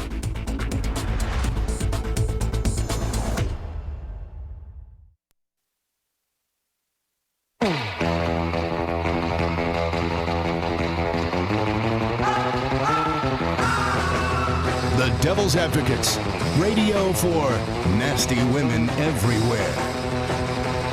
Welcome back to the Devil's Advocates radio show. Almost the weekend. Friday, although I understand you're traveling, you're coming this way. Can't wait to make you drive. Oh, going to Madison. Studio 2.0 tomorrow. Crudy will be together once again. Look forward to it, man. You know what? I've got a little more Speaker Robin Voss bashing for this fine show, but before we do that, let's get to the phone lines. I want to hear from you. I want to jump in there, Crudy. One moment, if we may. 844-967-2789. I noted this in Molly Beck's piece in the Journal Sentinel about this article with Speaker Robin Voss and Rep. Jimmy Anderson. And here's how Molly Beck describes Voss's statements. And here's the quote. "We will make accommodations, and there will be no news coverage of it because it's all about making Republicans look bad," Voss claimed inaccurately. Way to go, Molly Beck, throwing him under the bus a little bit. Yeah, it's inaccurate because, number one, of course, we all want to know what the accommodations will be. And furthermore, why are you being such an ass about it? Just say yes. It's an opportunity to build bridges, Voss. And then he goes on, "This is full-time fodder for the Journal Sentinel and the State Journal and all the left-wing media that's around the state of Wisconsin." So another thing, Voss, I really like to know, what is all the left-wing media that's around the state of Wisconsin? Because the last I checked, Crudy, the number of right-wing radio stations was what? 81. Doing how many hours of conservative talk radio a day? 235. Oh, must be the Journal Sentinel and the State Journal then, Voss. Poor guy can't get a break. And our team, there's you and I, and let's not forget Earl and Sherwin and, Tim Slecker and Brandy and lots of Joe Costa. Hate to leave people out. Maggie, Dawn, keep going. Sabrina Madison. Even the rock and roll dudes on Saturday night have more integrity than Robin Voss, certainly. Come on. So we do promise you, our audience, once Speaker Voss makes the accommodations for Rep. Jimmy Anderson, we will let everybody know. A quick tweet and then to the phones. Daniel tweets at us at Devil Radio. "As a wheelchair user myself, I greatly appreciate your updates on your state legislator trying to get equal access to meetings." Well, we appreciate you listening. Daniel on WRD 1510 AM and Talk 92.7 FM. Of course, always streaming live on Facebook with a new look, apparently. Ooh, fancy. And also at Real Resistance Radio. Find us at any of those fine places. But certainly listen and call at 844-967-2789. Be like Brock from HorrorCon. Brock, Yay. welcome back. Hey, guys, love the product. You guys are really having a lot of impact for one station, just pounding the other 81 stations in the state. Nicely done, fellas. Well, apparently Voss thinks, we own the whole state because this is all, the left-wing media that's all around the state of Wisconsin. You mean we don't? Excellent. Well, yeah, I was just going to say, I'm interested when I call my state representatives what they're so busy doing, seeing as how Alec is providing all the ideas for legislation. And the last session, they passed bills that were already laws. So aren't they technically ahead then? If they pass stuff that was already passed, then there shouldn't be a whole lot to do. But apparently answering the phone is not one of those things either. Brock, also, the very busy work of cashing lobbyist checks. There's always that. Yes, money laundering. It takes a lot of hands to get it clean. Well, here in the state of Wisconsin, they basically legalized money laundering. Go see Scott Walker in the John Doe 2. Geez. Yeah, I would say. I also wanted to point out my father and I were in a discussion about Mr. Anderson and his plight. And I've reached out a couple times. I work in healthcare. I'm willing to help him if he needs help getting there and back or trouble getting ready in the morning, as which I read in the story. I've been in healthcare for 16 years. I can make it happen. You just have to let me know. And I'm willing to do my part, even if Voss won't do his part, to make normal concessions that he's made to other people calling in when they're not in Madison. Brock, what you have to say. Yes. Well, I can mention this, Brock. As an employer, and I've been an employer for at least a decade, I've accommodated a lot of employees that have less stacked against them than a disability. I mean, what if you got a sick kid? There's plenty of reasons to offer accommodations just to be a good employer, just to be a decent human being. Right. It's almost like there's a federal act from 1964 that requires you to make such provisions. Almost like that. Well, hopefully we don't have to go down that road, Brock, because, ultimately, if for some reason Speaker Voss doesn't follow through on his tepid agreement to somehow accommodate Mr. Anderson, then, of course, he's going to get sued. And the state of Wisconsin is going to get sued. And the state of Wisconsin is going to lose, and we're going to lose again because of the acts of the Republican and the GOP administration, the GOP Assembly and Senate members. And they don't care, Brock. Unfortunately, it's not their Doesn't money. cost them nothing. Doesn't cost them a dime. Just us. I totally agree. And like I said, I'll help him if he needs help. Have him call me later. Later, Brock. You know what Robin Voss really hates? Free speech. Why? And criticism of conservative attitudes. The Wisconsin Examiner, Melanie Conklin, reports 9 speakers, no regents at UW Regents public hearing on speech penalties.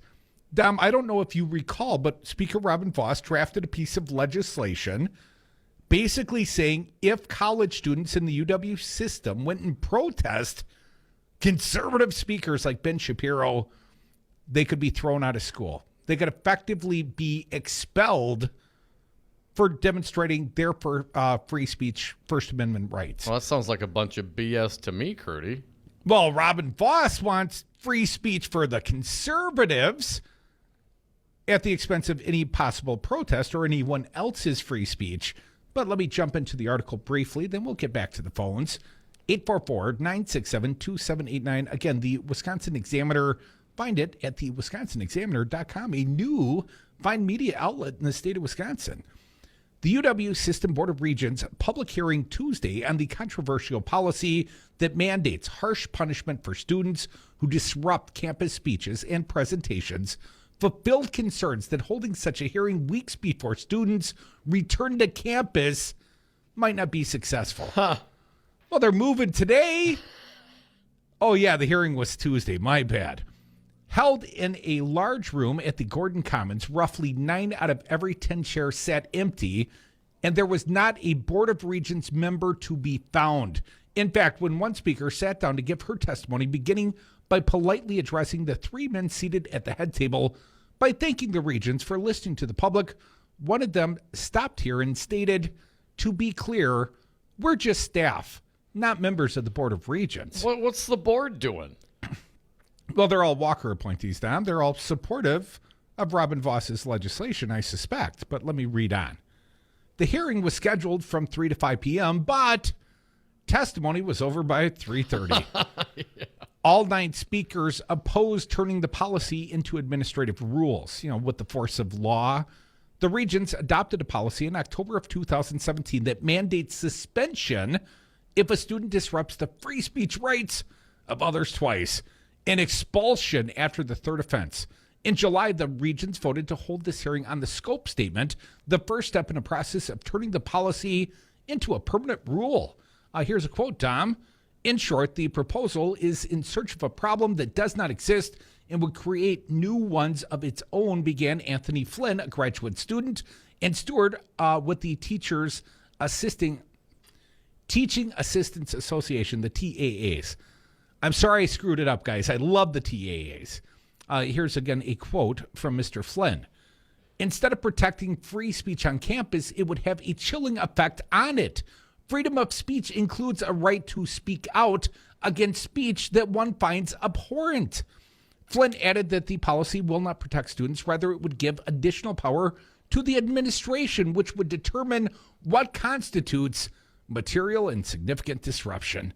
Like singing in protest at the Capitol, Dom. Oh, don't do that. How did those emergency administrative rules work out for the prior administration? I believe thrown out as unconstitutional as precedent with Wisconsin v. Crute. I think that was the one. Look it up. It's worth the Google. I read on. Mathematics professor Jordan Ellenberg contrasted the policy with other crimes or infractions on campus. As this one lays out a specific penalty for a specific infraction, he noted the irony that it is also specific in regards to students who infringe on the rights of others to free speech, yet fails to address consequences there would be for the administrators or regents who take away freedom of speech and expression from the students. Yeah, I'm pretty sure you're going to get sued. See that catch-22 quandary, Dom? The debate began in 2016 after Breitbart editor Ben Shapiro visited UW-Madison to give a lecture, and student protesters lined up on the stage and chanted over him. The situation was peacefully resolved. No help to Vicky McKenna. She was ready to brawl with somebody, right? Starting stuff, as they say. Shapiro wrote the word morons on the chalkboard. The protesters departed with one hollering a vulgarity at Shapiro against white supremacy, and Shapiro responded by giving that student the middle finger on both his hands. You can watch the event. It is linked. I've shared it on our Facebook page. Excellent. Republican legislators, upset by the encounter, authored a 3 strikes bill with the punishments of suspension and expulsion for the disruption, called the Campus Free Speech Act. That violates your See how that works, Dom? Yeah, it's like how they always do it. Dominic, it passed the Assembly 61-36. Wait for it. Along party lines, but died, never reaching the floor in the state Senate. Speaker Robin Voss, and author of the bill, that guy again, complained that there were not enough conservative speakers on campus, challenging the campuses to invite more of them. Then in his 2017-19 budget, then Governor Scott Walker allocated $10,000 to codify the state's commitment to academic freedom. With the money given to UW Systems to revise its policies. In October of 2017, the Board of Regents then passed its policy, laying out the current punishments for disruption that are now under consideration for being permanently codified. The 1-to-sitting vote was from then State Superintendent of Public Instructions, wait for it, Tony Evers. Since becoming the governor, Evers has communicated that he continues to be opposed to the measure. Opposition to mandatory punishment was a recurring theme Tuesday. Associate Professor Eric Sangren from the UW School of Veterinary Medicine spoke as vice president of the Wisconsin Conference of American Association and University Professors, which he said opposes mandatory punishment measures. In urging rejection, he too cited a chilling effect on student expression and labeled it part of a nationwide partisan policy agenda that doesn't belong at our university. Dom, there's more there, but I think you get the flavor of Melanie Conklin's piece at the Wisconsin Examiner. Let's walk through this just briefly. And 844-967-2789. You can join us on the phones. Free speech for whitey righties, Tom. So if I protest they're very snowflake about Ben that. Shapiro, whatever that protest means, and presumably, according to this, it's up to what the regions to determine and define. The administration is going to tell us what is allowed and what is not allowed. Hip, flip-flop wearing hippie. See? You would certainly look disruptive just showing up in the room. Being too sexy is not a crime. All right, so let's walk through this now. These are adult students enrolled in the university. They still have their constitutional rights. They didn't give up their freedom of speech and their rights when they signed on the dotted line and went into debt to go to college, right? I don't remember doing that at all. So how do you think this is going to pan out? The first person you I don't know if you're going to arrest them. You're going to what? How are you going to stop it? Are you going to arrest them? I guess I'm unclear. But if you kick them out, isn't that a violation of their free speech? And aren't you now opening yourself up for lawsuits? Maybe. Yeah, it's going to get a little convoluted, but I know, Dom, just because someone is an invited speaker, it may be impolite to protest them. I know no one wants to be protested, heckled, right? But you got the right to do that. And I would point out the UW is funded, at least the kids that go to the UW, they pay tuition to attend, right? Right. That's not public school. That's not even a voucher school. That's a university where their tuition costs them. It's a business transaction. I am paying for a service. And the state of Wisconsin, which currently, under this Republican administration, the last one, and they've set all the financing levers at the UW system, they only fund like 15, 16% of all the cost of operating the UW system. The rest of it is covered by tuition, stuff like that, right, Tom? So effectively, the tuition paid by the students is overwhelmed by, 15% state aid allocated by these Republicans, which is a smaller number than they allocate to our prison system, I would point out. Yet that entitles any whitey-righty conservative that comes or is invited to campus to string out any sort of whatever Ben Shapiro wants to say. Well, they deserve protection, Don, because they're truly the snowflakes amongst us, because they can't defend their point of view. And if you disagree with them, they find that very irritating, agitating, and that's bad. And you must be expelled. It's the liberal colleges in this country it's just ruining the country. We need more conservative indoctrination. Yes, we do. 844-967-2789. Bill Oconomowoc, welcome back, sir. Hey, good afternoon. Say I talked to our favorite snowflake yesterday, Robin Voss. Not him personally, but a member of his staff. And I wanted her to... Did you get a name? He's got like 15 staffers now. Well, no, I didn't get a name, but I got a plan to deal with this guy. And I informed her that we, the citizens of Wisconsin, have had enough of, and you said it the best, the destruction of our democracy. I said a little different. And I said, the rules that you had when Governor Walker was there, we expect you to enforce when Tony Evers is here. And if you keep this up, you could be subject to, who knows, a statewide referendum to remove you. He needs to start addressing. Now, if he doesn't, and he laughs it off, and he thinks he's bulletproof, well, the joke's on him. You and I both know, with enough educated people that know about this, we can get that guy either out of it or to, how shall we say, silence him enough. You said it best. He wants to destroy democracy. Well, I don't want... Here's the difference, Bill. I don't want to silence Robin Voss. Robin Voss would like to silence me. Yeah, see how that works, Bill?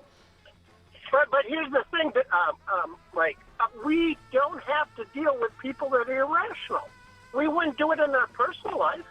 Why do we do it in our political life? He's irrational. You know, you can, and I like the way you explain, because people need to know this. But these people are totally irrational. They're not even worth wasting the breath talking to them. They have no concept of democracy, and they have no concept of the citizens of Wisconsin. They know how to make their wallets thick, and the general public is starting to learn it pretty quick. Well, Bill, I'm certainly no expert on this topic. Look at the associations I keep, sir. Thank you for the call, Bill. Do appreciate it. You can join us as well. 844-967-2789. Even you righties, we're not like Robin Voss. We'll let you speak so long as you're somewhat respectful. Once again, 844-967-2789.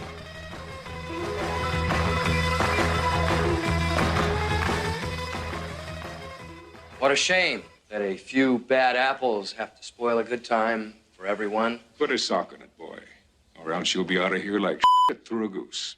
You can do what you want to us, but we're not going to sit here and listen to you bad mouth the United States of America. The American dream is dead.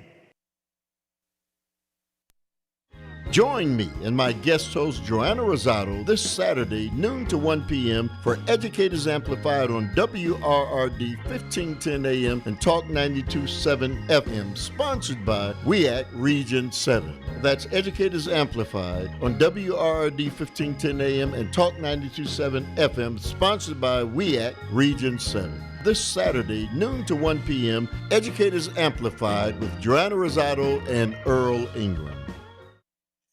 Amalgamated Transit Union Local 998 is made up of the drivers and mechanics, professionals in Milwaukee. We keep the buses running all night long and all over the city. I'm one of them. After more than 20 years, I have seen it all, from bad drivers to hostile passengers. Just last week, one of my coworkers had a gun pulled on her. Enough is enough. We get Milwaukee to work. We get them home again. Our working conditions are your safety conditions, and we need help to provide improved safety and security for drivers and passengers. Call Chris Abley at 414-278-4338 and tell him to stand with ATU 998. Make safety and a fair contract a priority. This message paid for by ATU Local 998. In a union, there is strength. Wisconsin has had a long history with the organized labor movement in America, fighting for stronger wages, affordable health care, and retirement security, the values of the middle class. You can be part of that experience. Let Teamsters 200 be your partner. Your voice matters. Call Teamsters Local 200 at 414-771-6363 or visit us at www.teamsterslocal200.com or on Facebook. Make a difference. Union Yes.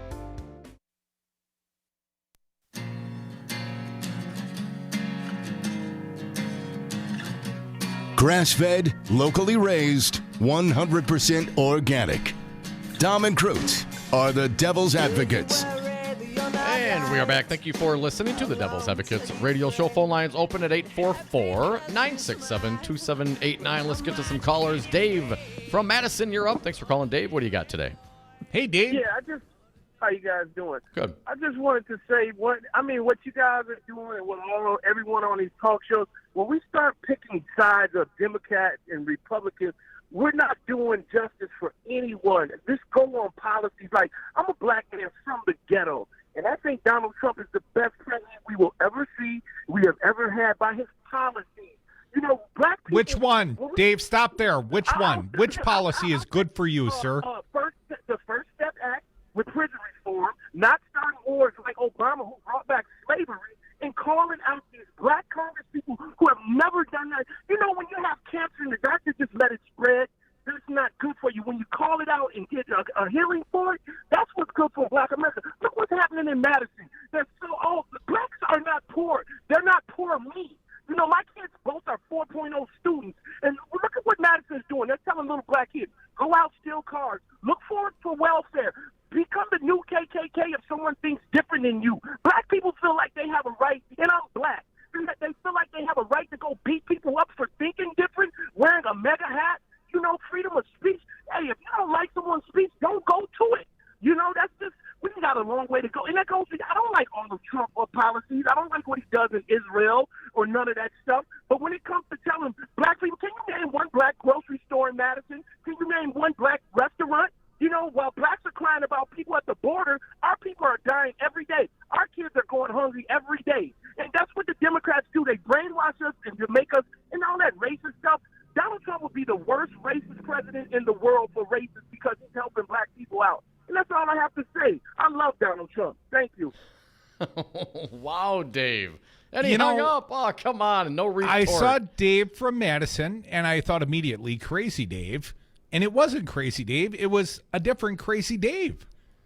I didn't understand. I didn't follow his logic. And I'm not here to... I haven't walked in Dave's shoes. So I can't tell you or Dave what it's like through his prism, through his life experience. But I don't understand how Dave would think it's the Democrats that are somehow putting him and his family in a worsening position. I'm not clear, Dave. I didn't think you effectively made your pro-Trump point, but I certainly understand your advocacy. You made it clear you like the man. Dave, and it's unfortunate that you hung up, but I would just say, if the president walked up to you and said, Dave, go back to where you came from, how would you react to that? But since you hung up, we can't talk about that. So you're a big Trump fan? Okay. Sorry to hear that. I'm glad that you seem like you're open for, free speech for everyone. Would like to get your comments on what the Republicans are trying to do at the UW system with regards to this, free speech and 3 strikes and you're out kind of issue. But I'm not clear on the policies that the Republicans have put forth that have been good for the African American community. Well, I think there could be some accurate and apt criticism of the Democratic Party certainly as well. What's in it for me? And I think that's a big question. I think a lot of the African American electorate stayed home. They didn't vote for Hillary Clinton. And maybe that was the question. What's in it for me? Well, we all have that question. Maybe Dave's calling back. Dave, we didn't cut you off, man. We're not like that. Maybe Dom is. Come back with us. The happy hour's next. Perhaps Dave on the phones again.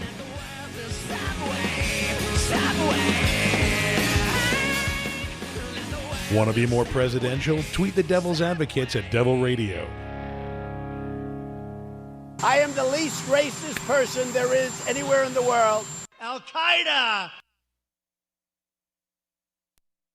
Join me and my guest host, Joanna Rosado, this Saturday, noon to 1 p.m. for Educators Amplified on WRRD 1510 AM and Talk 92.7 FM, sponsored by WEAC Region 7. That's Educators Amplified on WRRD 1510 AM and Talk 92.7 FM, sponsored by WEAC Region 7. This Saturday, noon to 1 p.m., Educators Amplified with Joanna Rosado and Earl Ingram.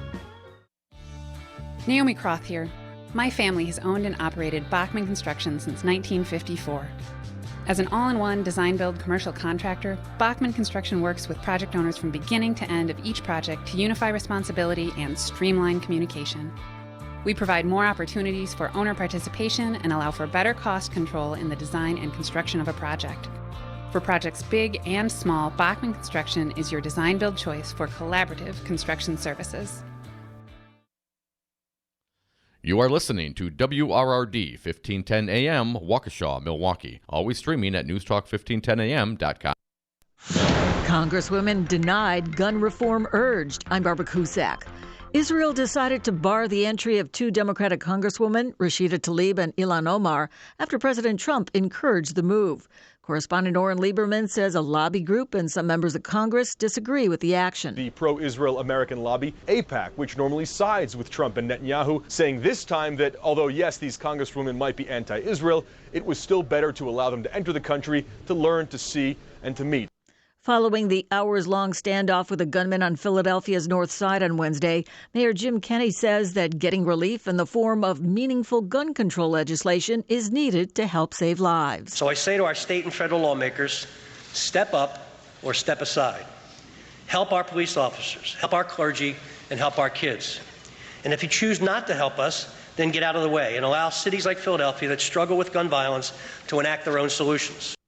President Trump told reporters before heading to a rally in New Hampshire that he believes the trade war with China will resolve itself, saying they've had good discussions. I don't think they'll retaliate, but if they did, we have the ultimate form of retaliation. I think they'd have very few jobs left in China. Trump is in New Hampshire this evening, hoping to woo voters in his column heading into 2020 after the state backed Hillary Clinton in 2016. The plane Dale Earnhardt Jr. was aboard crashed in East Tennessee this afternoon. NASCAR television analyst and former driver's sister Kelly Earnhardt Miller tweeted that everyone is safe and has been taken to the hospital for further evaluation. The FAA said the Cessna Citation rolled off the end of a runway and caught fire after landing at Elizabethan Municipal Airport. At the close, the Dow was up by 100 points, the S&P 500 added 7, and the Nasdaq dropped 7 points. I'm Barbara Cusack. It is. In a union, there is strength. Wisconsin has had a long history with the organized labor movement in America, fighting for stronger wages, affordable health care, and retirement security, the values of the middle class. You can be part of that experience. Let Teamsters 200 be your partner. Your voice matters. Call Teamsters Local 200 at 414-771-6363 or visit us at www.teamsterslocal200.com or on Facebook. Make a difference. Union Yes. This is Dom from the Devil's Advocates. You know, in the 7 years that Crudy and I have been doing the show, we have never had a more engaged, dialed in, and motivated audience, and we love them for it. Now is the time for you to reach the greatest audience ever. Call now, advertise with the Devil's Advocates and Real Resistance Radio. Market your products or services, get your message out, join the resistance. Call us at 414-635-0872. That's 414-635-0872, or go to realresistanceradio.com. Scientists confirmed last month set a new global temperature record. July was the hottest month measured on Earth since records began in 1880, the latest mark that scientists say backs up predictions of man-made climate change. The National Oceanic and Atmospheric Administration also says July was nearly 2 degrees warmer than the 20th century average for the month. Last month's temperatures narrowly topping the previous record set in 2016, and 9 of the 10 hottest Julys on record have occurred since 2005. It came on the heels of a sizzling June, the hottest June recorded over the past 140 years. The results had been expected after several European countries, including France, Belgium, and Germany, reported national temperature records last month. I'm Joe Ramsey. Tokyo summer heat has forced an Olympic women's triathlon qualifying event to be shortened because of high temperatures that are likely to impact next year's games. The Summer Games open next year, July 24th, and temperatures are routinely above 90 Fahrenheit with high humidity there. I'm Barbara Cusack. But Democrats. Amalgamated Transit Union Local 998 is made up of the drivers and mechanics, professionals in Milwaukee. We keep the buses running all night long and all over the city. I'm one of them. After more than 20 years, I have seen it all, from bad drivers to hostile passengers. Just last week, one of my coworkers had a gun pulled on her. Enough is enough. We get Milwaukee to work. We get them home again. Our working conditions are your safety conditions, and we need help to provide improved safety and security for drivers and passengers. Call Chris Aberly at 414-278-4338 and tell him to stand with ATU 998. Make safety and a fair contract a priority. This message paid for by ATU Local 998. For WRRD and WTTN, I'm Stu Daniels with your headlines. Wisconsin Governor Tony Evers and Democratic lawmakers have introduced a bill to expand background checks for gun sales. Evers proposed the legislation, authored by Milwaukee Senator LaTanya Johnson and Madison Representative Melissa Sargent, today in Madison. The law would require background checks for most sales or transfers of guns unless they are sold or transferred to a firearms dealer, law enforcement, or to a member of the armed services. And the Brewers beat the Twins yesterday 6-5. They are off today, then go to Washington for a big series with the Nationals starting tomorrow night. Outside tonight, partly cloudy in Milwaukee with a low around 63. A chance of rain in Madison with a low around 60. You're listening to WRRD and WTTN.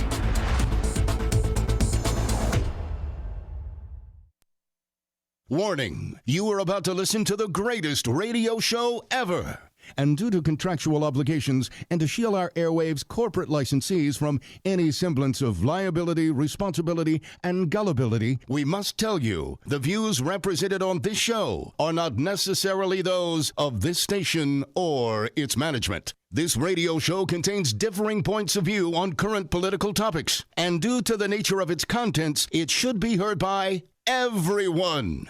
Thank you for listening. 3, 2, 1. Now live from the heart of liberal Wisconsin, where the political party is just beginning, welcome to the Devil's Advocate Show.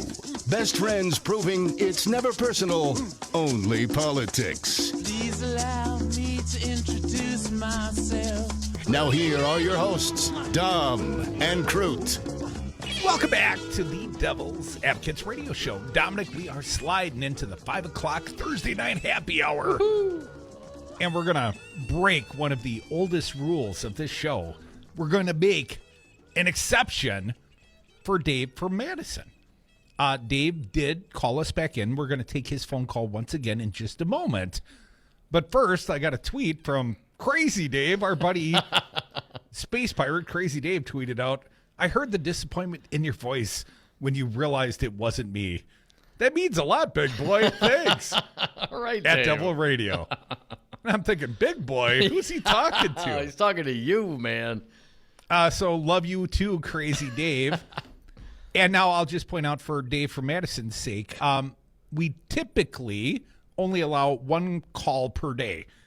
But because you didn't know the rules, and we wanted to actually extend a few questions back your way, I'm going to let Dominic go first.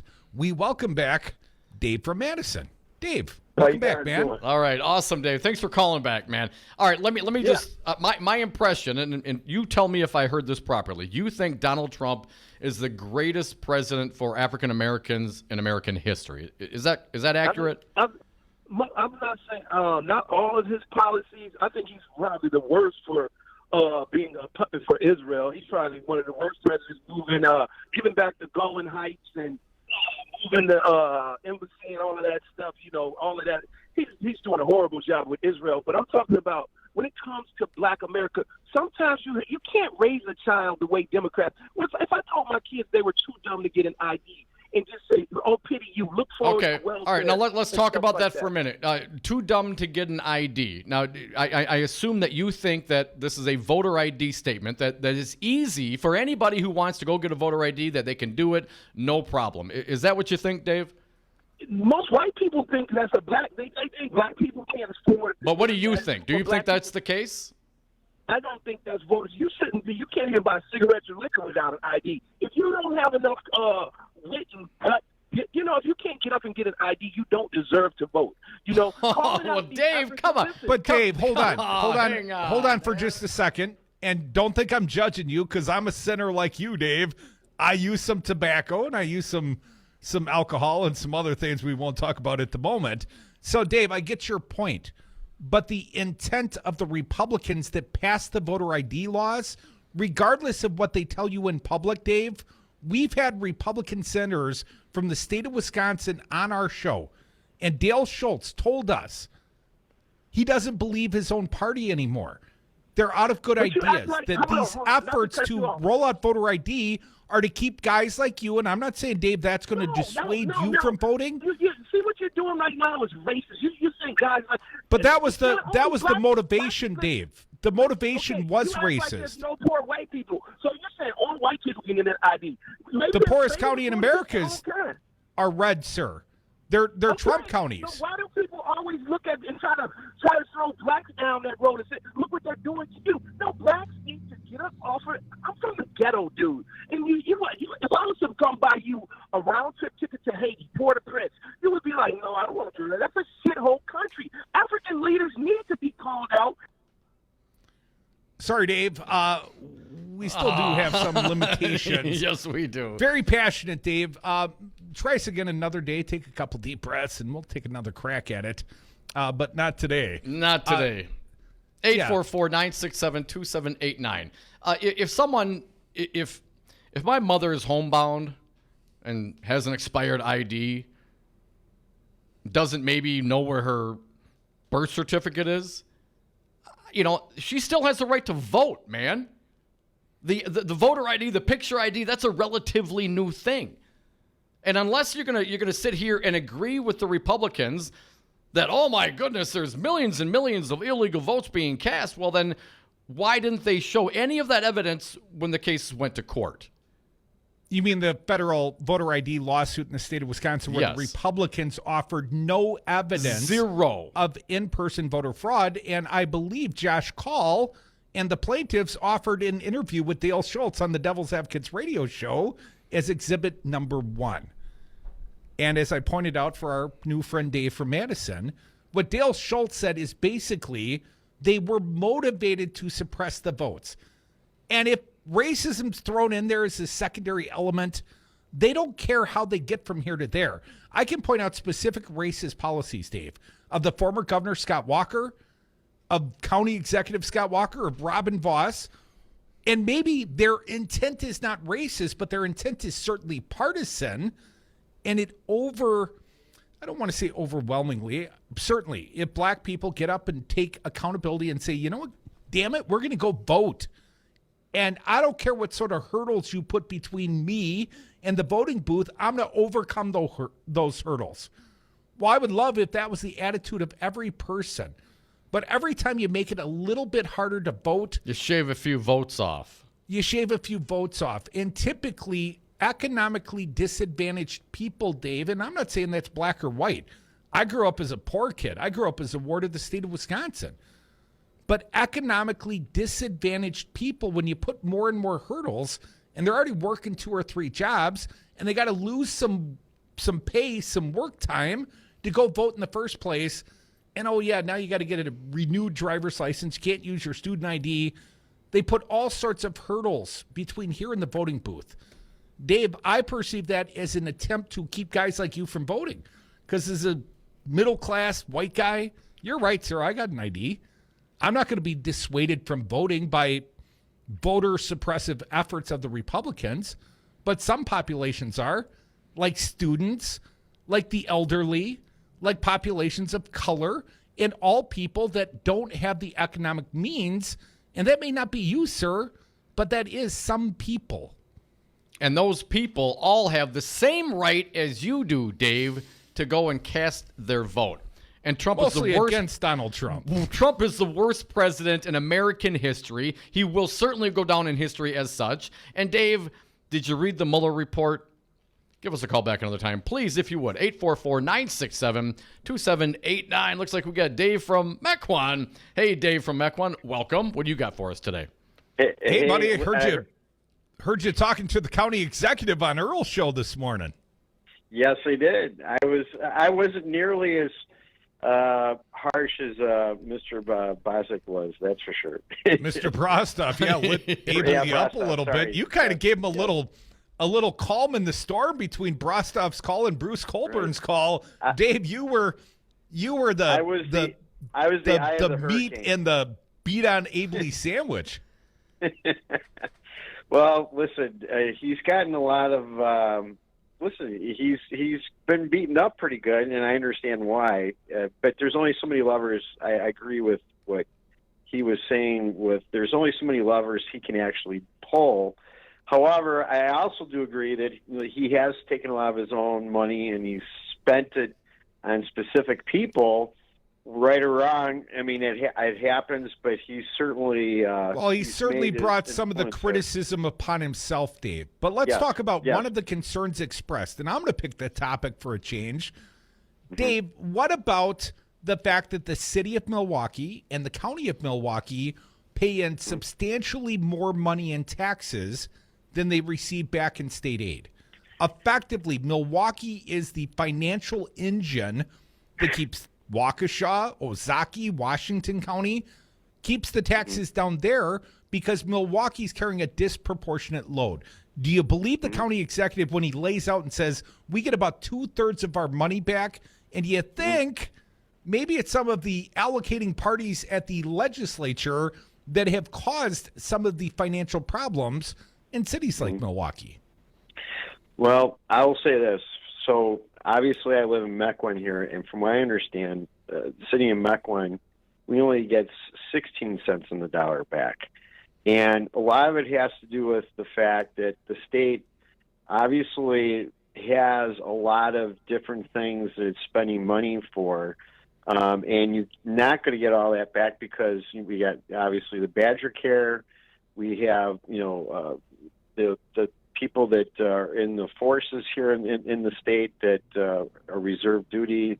They get some stuff from the state of Wisconsin. We have a lot of different things that we have, as a state, as we're pitching in. You're not going to get all that back. However, my whole bugaboo was the fact. Why that, not, Dave? Why wouldn't the community of Milwaukee expect to get back? It is an economically disadvantaged community, sir, certainly relative to Mequon. I mean, the county executive pointed out the fact that most people from Mequon go work in the city and then go pay their taxes in Mequon. I agree with that assessment, Dave. I'm not saying I'd say homogenous, but Mequon actually has more manufacturing than the city of Milwaukee does, which is pretty sad.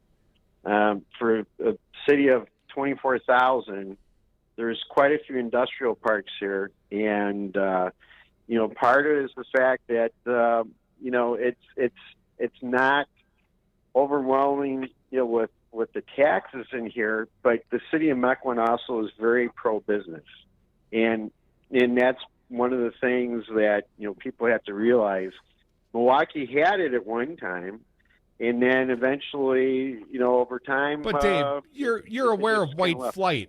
Guys that live in Mequon now moved out from the city. You know that, right? Waukesha, all those suitcase communities, Dave. Those used to be Milwaukee County residents for the most part, and then there was white flight. And while I certainly think every community, you'd like to see some equilibrium. I appreciate your call, Dave.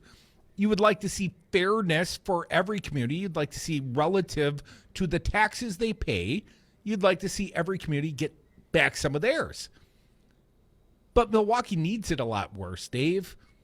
Mequon doesn't have to put buses out there. Mequon doesn't have to repair the roads. I mean, yes, but not as many roads. These are much bigger budgets. These are much bigger problems. And you've got more endemic poverty, Dave. I mean, Mequon's a well-to-do community. You don't hear me crying much about my property taxes. We choose these communities, Dave, because we think they have better schools. We know they have better tax bases. I'm just as guilty as the next guy. I live in the best community I can for my kids. But Dave, I'm not complaining if Middleton doesn't get back its fair share, because Middleton doesn't have the obligations that a community like Madison, or certainly a community like Milwaukee, has to its population. Come back with us. More Devil's Advocates, more of your phone calls. You're always welcome here, most of you. A couple of you are on the list. 844-967-2789.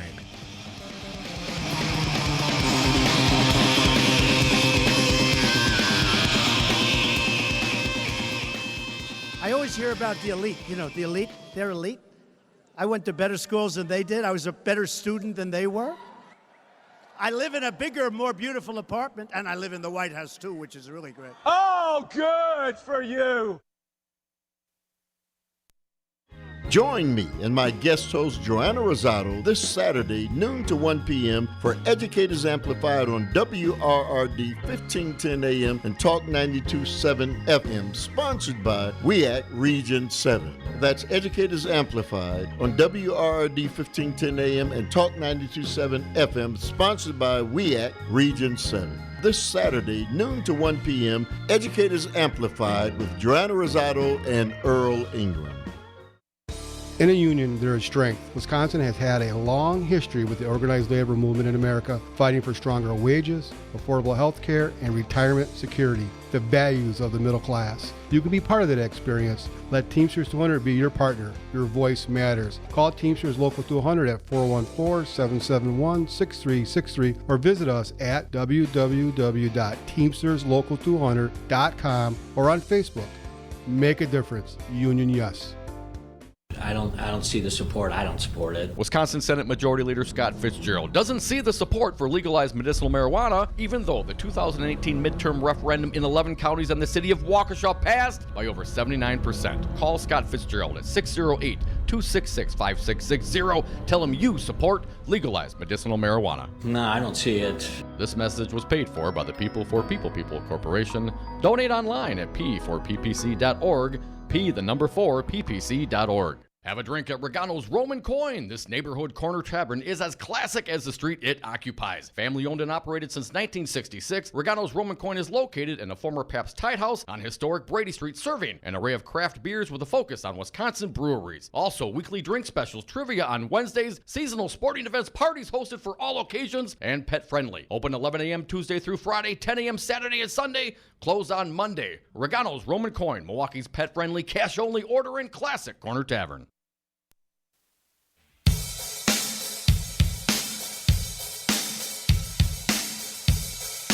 The Devil's Advocates, tackling the issues you're not allowed to talk about at the dinner table. And we are back. Thank you for listening to the Devil's Advocates radio show, streaming on YouTube and Facebook. Got a fancy new camera on the Facebook. That's pretty cool. Thank you, Brian. Also on Twitter at Devil Radio, and you can hit us up on the phones at 844-967-2789. Dominic, just want to get the numbers right. We strive for accuracy here. BadgerInstitute.org, the state report card on taxes. This references Mayor Barrett and Ashanti Hamilton. Barrett and Hamilton's figures come from a State Department of Revenue report titled State Taxes and Aids by Municipality and County for the calendar year 2015. That's a mouthful. Published last November, the report lists revenues collected and sent to Madison by counties, cities, villages, and towns. It then compares the dollars that return to those communities via shared revenue. Milwaukee City residents and businesses, the report estimates, sent more than $1.37 billion in revenue to Madison in 2015 from all income, sales, utility, and other taxes, while the state returned $1.37 billion going out, $912 million coming back, a difference of about $458 million, Dave. In effect, the city gets back about 66 cents for every dollar it sends to Madison. Talking about Milwaukee. The county, and this specifically started with County Executive Chris Abley on Earl's show this morning, Milwaukee County as a whole gets back even less on a percentage basis, sending $2.5 billion to Madison and getting back $1.45 billion. Ooh, damn. Or 57.49%. Now, got a tweet out from our buddy Kuchka.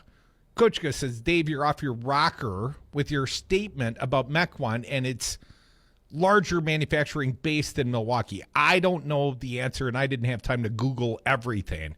But I will point out Dave's assessment that Mequon has a much worse circumstance in terms of tax dollars sent to Madison and tax dollars returned. That is an accurate assessment on Dave's behalf. Mequon has got one of the worst ratios in the 5 counties. 844-967-2789. Yeah, the manufacturing number, it seems a bit odd, but we'll continue on this conversation. Dick from Madison, you're next. Thanks for calling today, Dick. What do you think? Well, another thing, I don't know. I listened to some of what Dave said, and I'm overwhelmed. I think Earl Ingram needs to speak to him personally, because we all know what he thinks of most Republicans, and myself included. I'm sorry. The whole party is just so screwed up right now. And I would just offer this. I think the last Republican president that did anything of any significance for the African American community was Dwight Eisenhower. So you think it's been a while, Dick? Yes, I do. And I'm not saying he was any champion of this, but I mean, at least 1954, and you know what I'm saying. But just look at this group, and look at the people that have ran. Do you really think in 1964 that Barry Goldwater would have been a good option for minority groups? I don't think so. But anyway, I don't. Maybe pick up a history book and look up some of this stuff. Thanks for the call, Dave. I'm sorry. Thanks for the call, Dick. I think he was referring to Dave. Maybe he could be Crazy Dick for just today.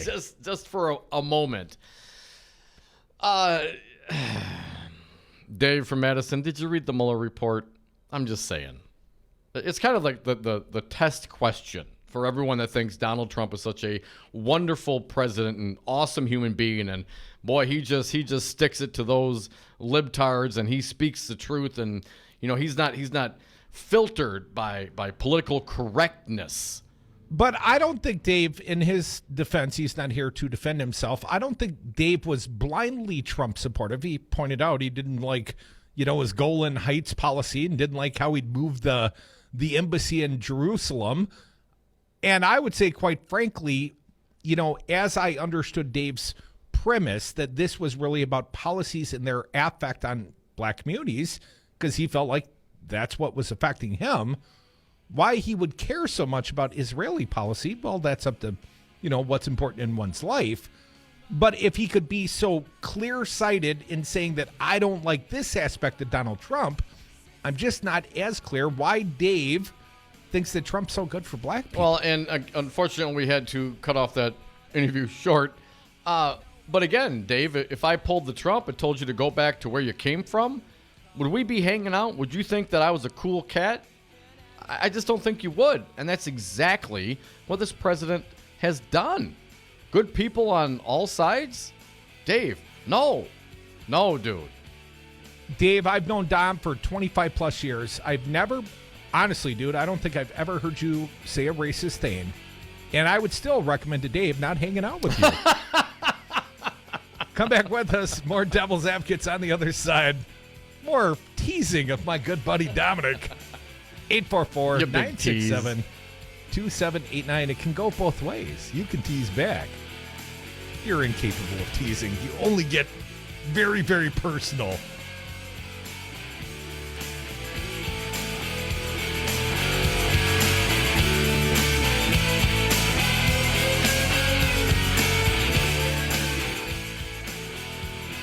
If you missed something on the Devil's Advocates, don't worry. After you get over your shame, you can check out domandcroot.com. Podcasts and interviews updated daily.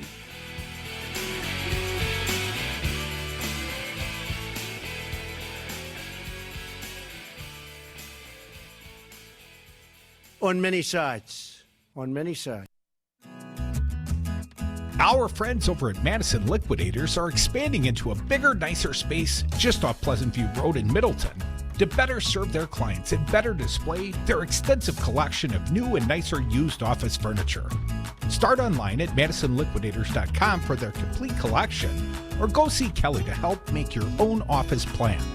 madisonliquidators.com. Tell them you heard them on Talk 92.7 FM. 5 your local single-source IT solutions provider, specializing in cloud technology, consulting, servers, networks, and hosting. We manage your IT so you can focus on running your business. Enjoy technology. Enjoy 59s.com. From Milwaukee to Madison, state government shapes our lives for better or worse. Let's talk about it. I'm State Representative Jocasta Zamaripa. Join me for the Jocasta Show, Mondays at 6 p.m. on WRRD, 1510 a.m. You are listening to WRRD 1510 AM, Waukesha, Milwaukee. Always streaming at newstalk1510am.com.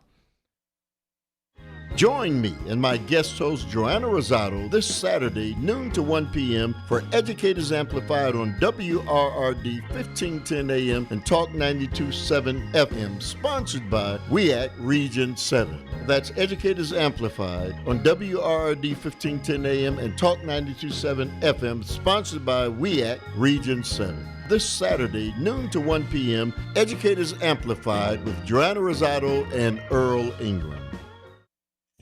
Amalgamated Transit Union Local 998 is made up of the drivers and mechanics, professionals in Milwaukee. We keep the buses running all night long and all over the city. I'm one of them.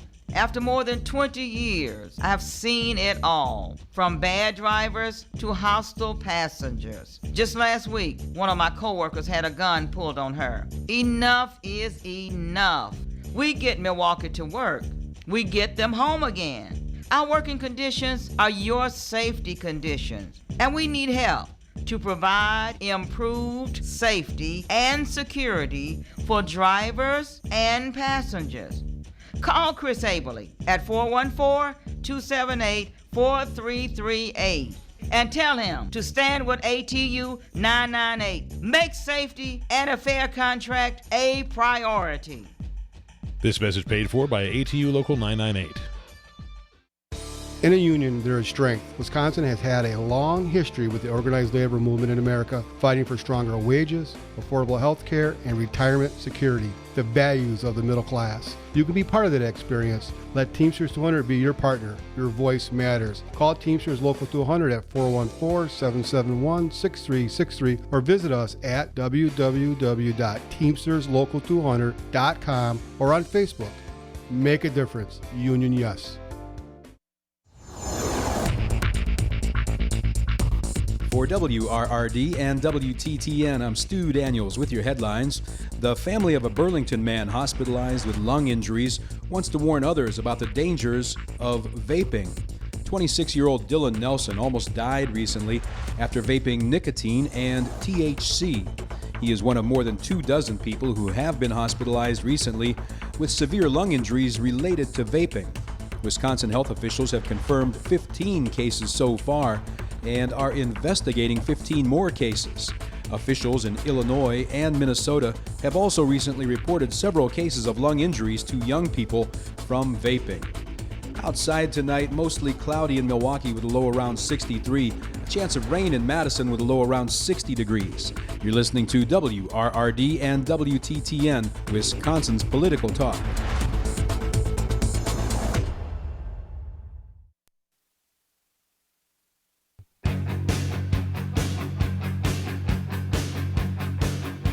Kicking ass and taking names since the Wisconsin Uprising. Dom and Crute are the Devil's Advocates.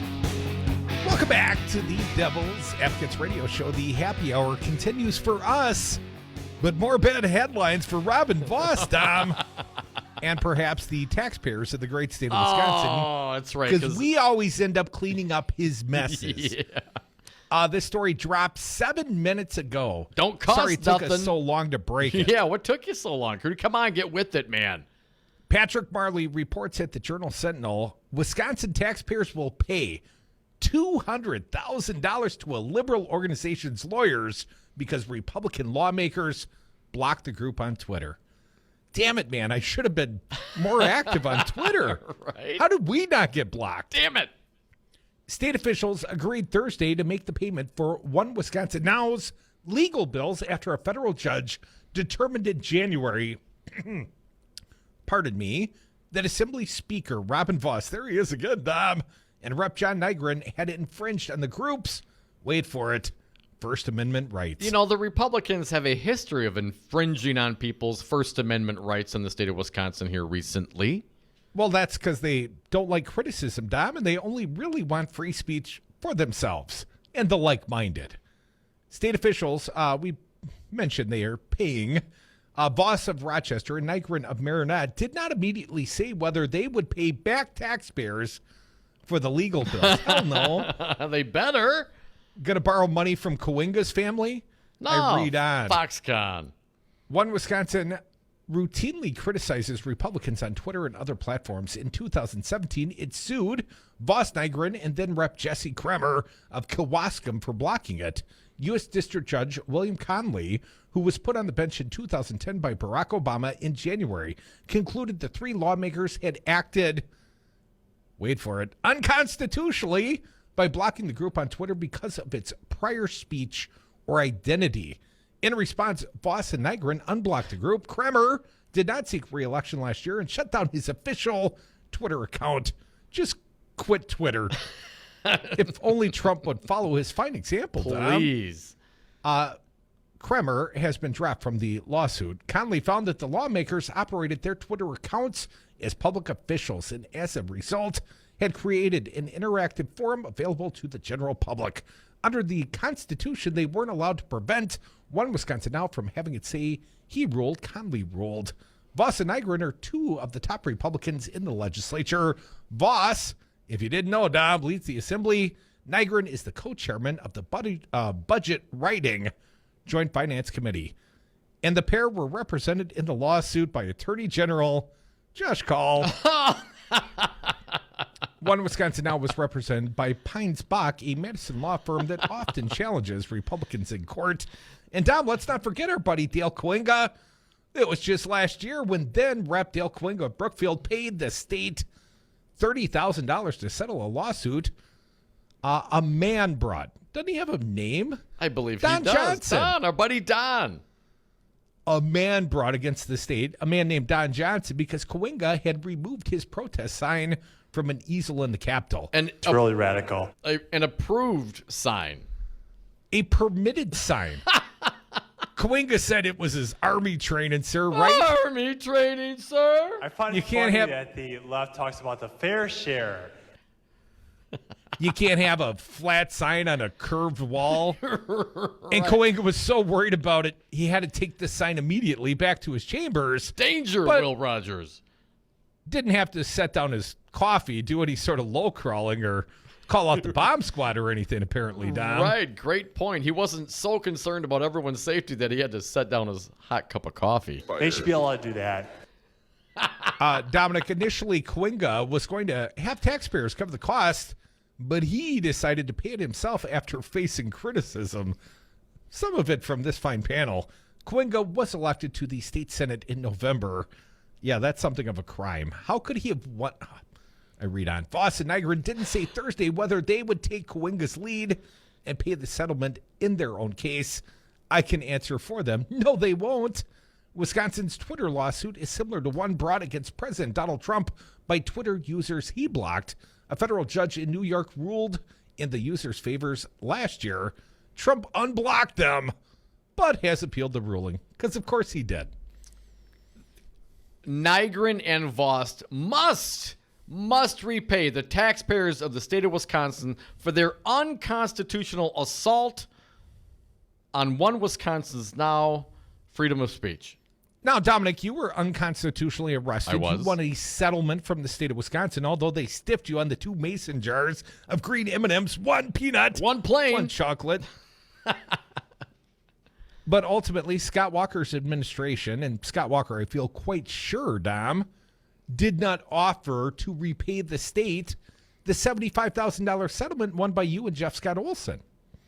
That's a great point, Crudy. I believe the Should suit have. was against specifically the Department of Administration. And who was in charge at the time? Your buddy. Of Mike the DOA, Hipsch of the Walker administration. But these are, and there's, Scott Walker is separated by, a few layers. But these are the actions, and Dale Coinga taking Don Johnson's sign, and these folks literally blocking people on Twitter. They're taking those actions personally.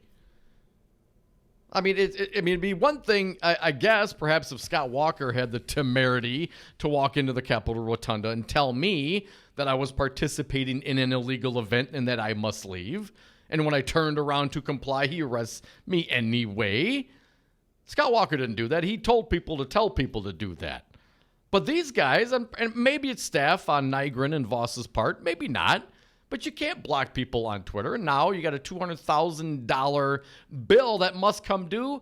I'm really tired of Wisconsin Republican lawmakers losing these court battles and then just going to the state coffers to pay their liability, their bills. They are due. Now, perhaps not legally, but maybe you should follow Coinga's example and go to pocket.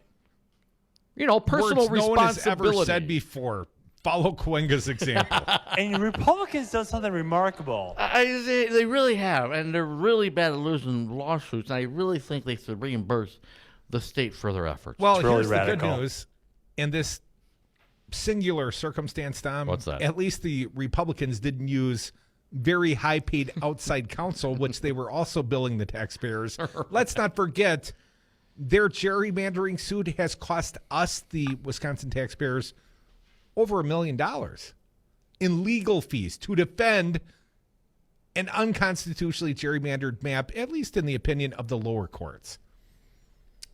Why do Republicans continue to get elected? I mean, even if you're because they cheat mostly. But if you're a conservative, I mean, how can you look at the actions of Coinga, the actions of Robin Voss, or even Scott Walker when he's cracking down on people's freedom of speech in the rotunda? I mean, you're all concerned about free speech on a UW campus. I mean, the Capitol building is a public space. And the Republicans brought in just oodles and oodles of law enforcement to start cracking down for really no reason other than that they didn't like fun little songs to be sung against them from noon to 1 every day. That was the only reason. So you Can't Walker eat his ham and cheese sandwich on White and Peace, Dom? Wasn't he entitled? If you run for politics and you win and you push through divisive legislation, if the worst thing that you got to deal with are some protesters from noon to 1, I think that kind of goes with the territory. What do you think's going to happen? What do you expect to happen? Oh, they'll just take it? Come on. And Republicans who continue to support these same folks, I mean, they're putting that bill on you, man. Coinga went to pocket. I mean, I guess that's good. I still don't know how we got elected after all that, but okay. Now, is Voss going to go to pocket? No. 100 G's each, right? I mean, they could split it. Nygren, 100 G's. I mean, these guys, they got some money. Voss a businessman, right? He's got millions of dollars in rental properties, right? Well, couldn't he take it out of his campaign account? That's what Scott Walker did with his legal defense, and we've never, to this date, found out who put in, $500,000 or more for Scott Walker's I don't want them. defense. No, they should not be able to take it out of their campaign account. They should have to go to pocket personally. Well, better Voss's campaign account than my pocket, man. All right, fair enough. But how about he sell off a duplex? Maybe take on some additional financing, Voss. Pay the bills instead of shifting this all the time to the taxpayers. All the Republicans always talk about all the taxpayers, and you lose these court cases, and it costs hundreds of thousands to millions of dollars, and you don't give a damn. You don't blink twice. Oh, buddy, it's all chump change compared to Foxconn. Oh my God! Don't even get me going.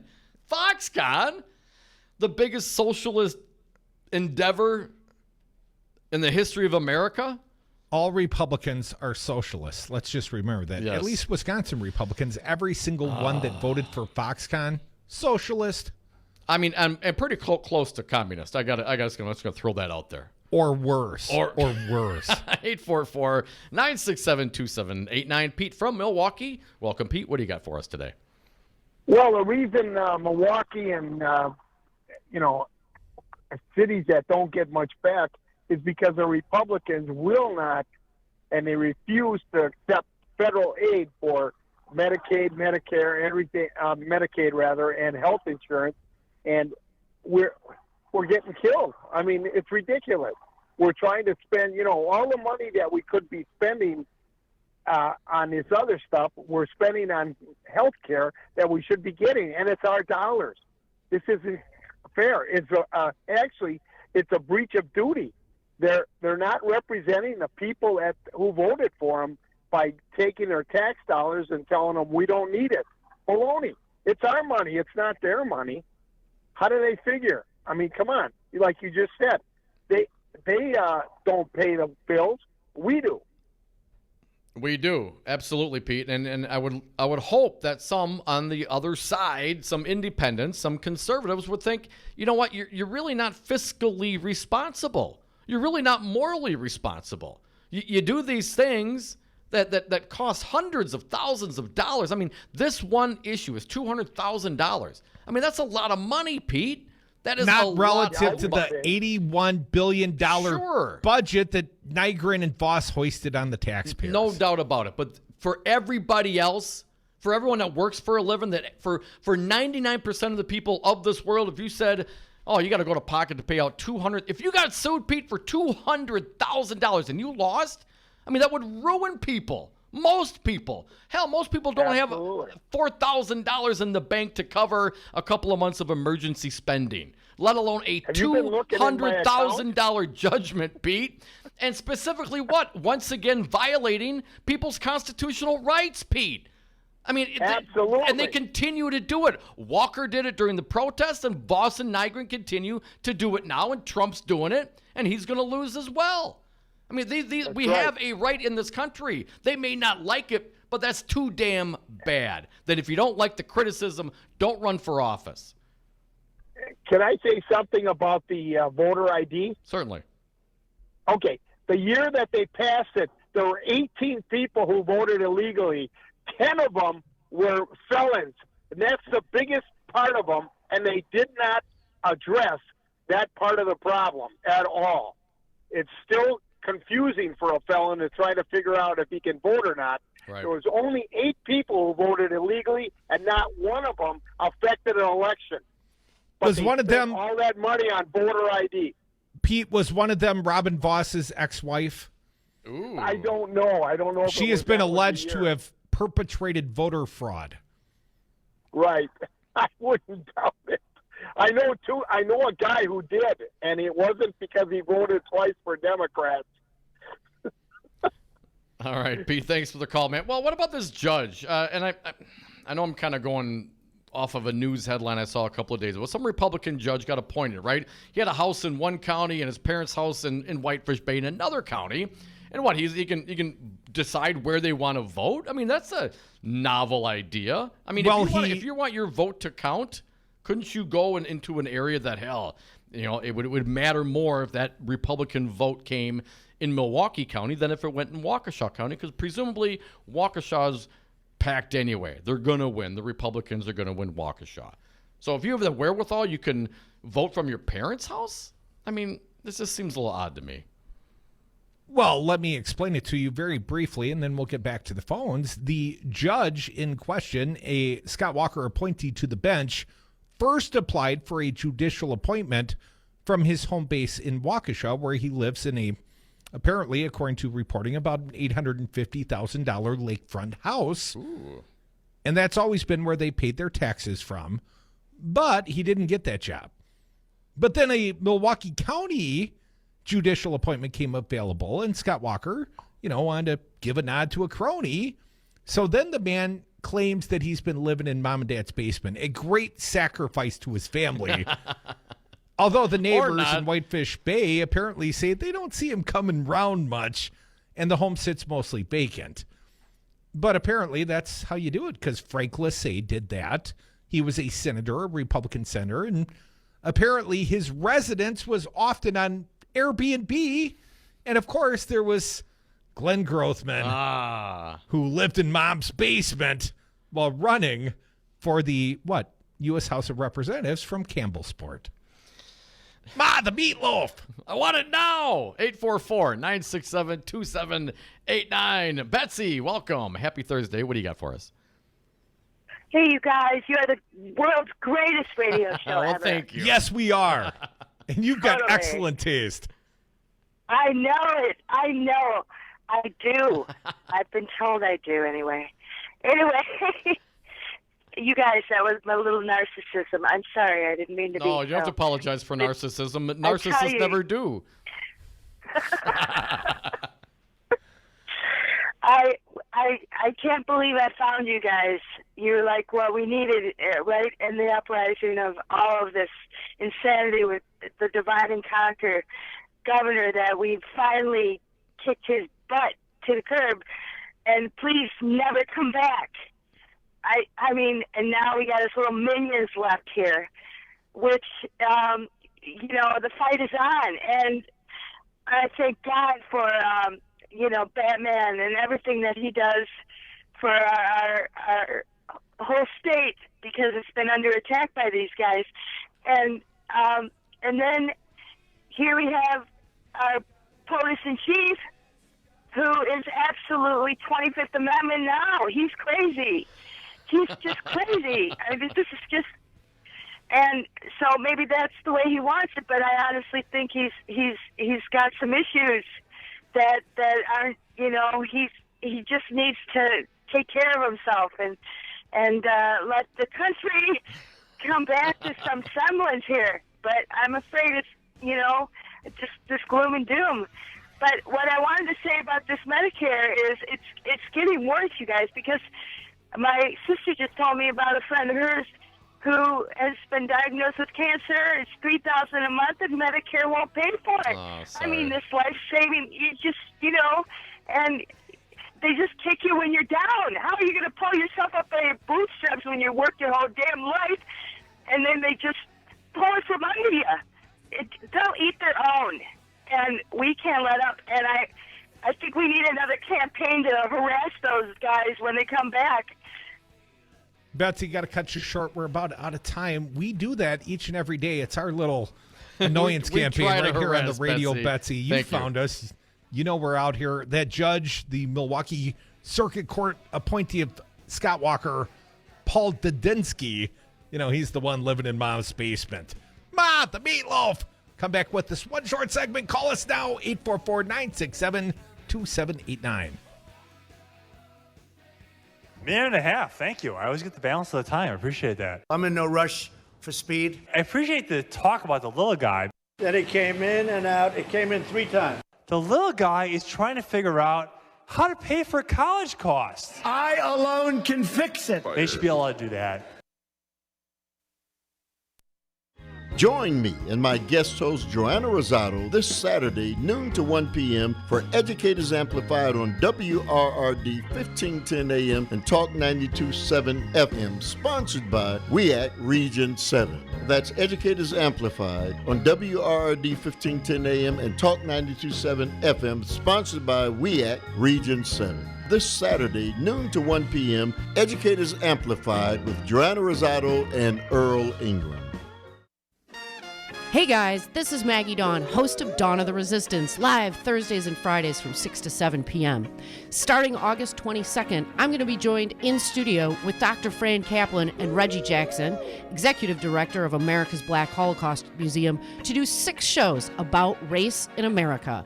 On August 22nd and 23rd, we're going to talk about the history you never learned, facts about race in America. On August 29th and 30th, we're going to talk about why we think the way we do, unpacking implicit bias. Last, on September 5th and 6th, we're going to talk about why what we say and what we do matters. Getting woke, staying woke, and doing woke things. So white folks, you got questions you've never asked? Write them down, tune in, and call in starting August 22nd through September 6th on Dawn of the Resistance on WRRD 1510 AM, always streaming live at newstalk1510am.com. Hi, I'm Kelly, and my family owns Madison Liquidators, a company with sustainability as our business model. We are excited to announce that we are moving into a bigger, nicer location, allowing us to serve you better with expanded inventories of both new and used office furniture. Right now, we will give you a great deal because we would much rather move any of our current inventory into your office than our new space.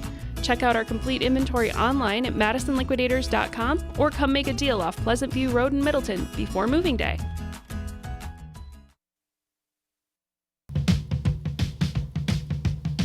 Save the $2 on tomorrow's paper.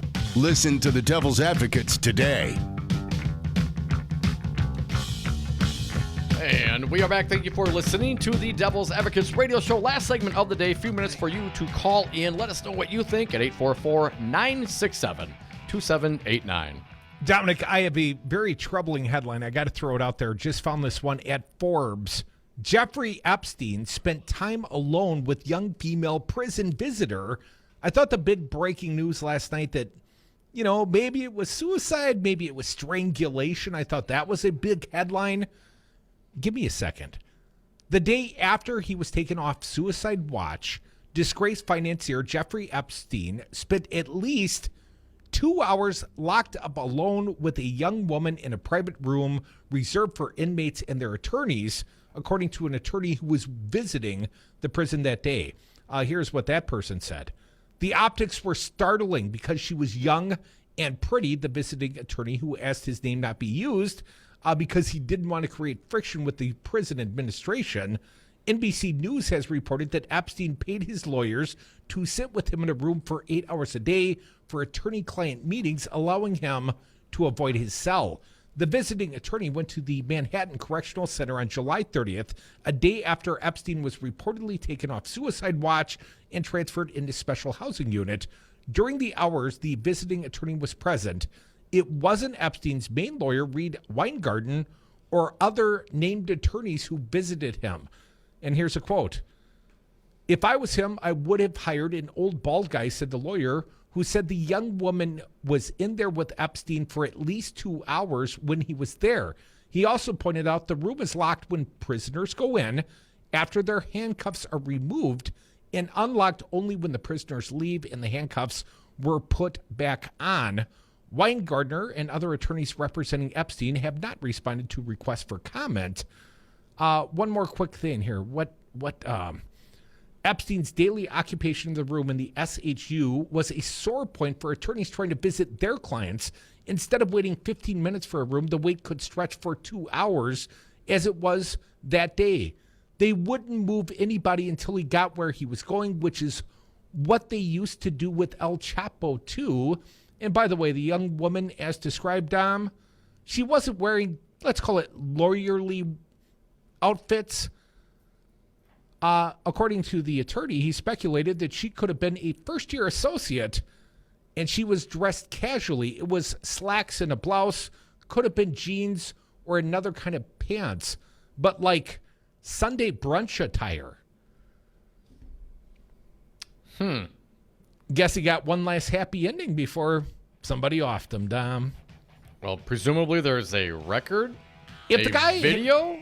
If the guy was getting conjugal visits, are we clear he'd be suicidal? I mean, he's got a little something to live for. At least in 2-hour increments. I mean, hell, Dom, you wouldn't even disturb the lawyers waiting. 2 minutes? Open, vacant. 2 minutes, 20 times. The plot thickens. It does. Thank you to our fine guest today, State Rep Melissa Sargent. She joined us way back in hour 1. Coming up next, Dom, Maggie Dawn at the Resistance. I know she's taking some time off, but it's a good show. You're going to want to listen in.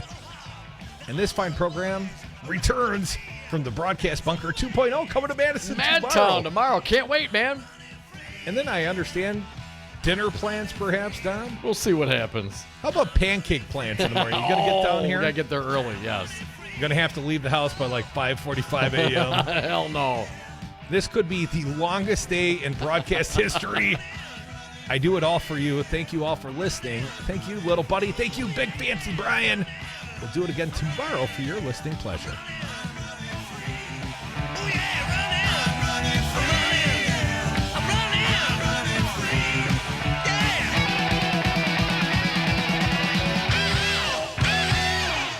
You're going to be dead.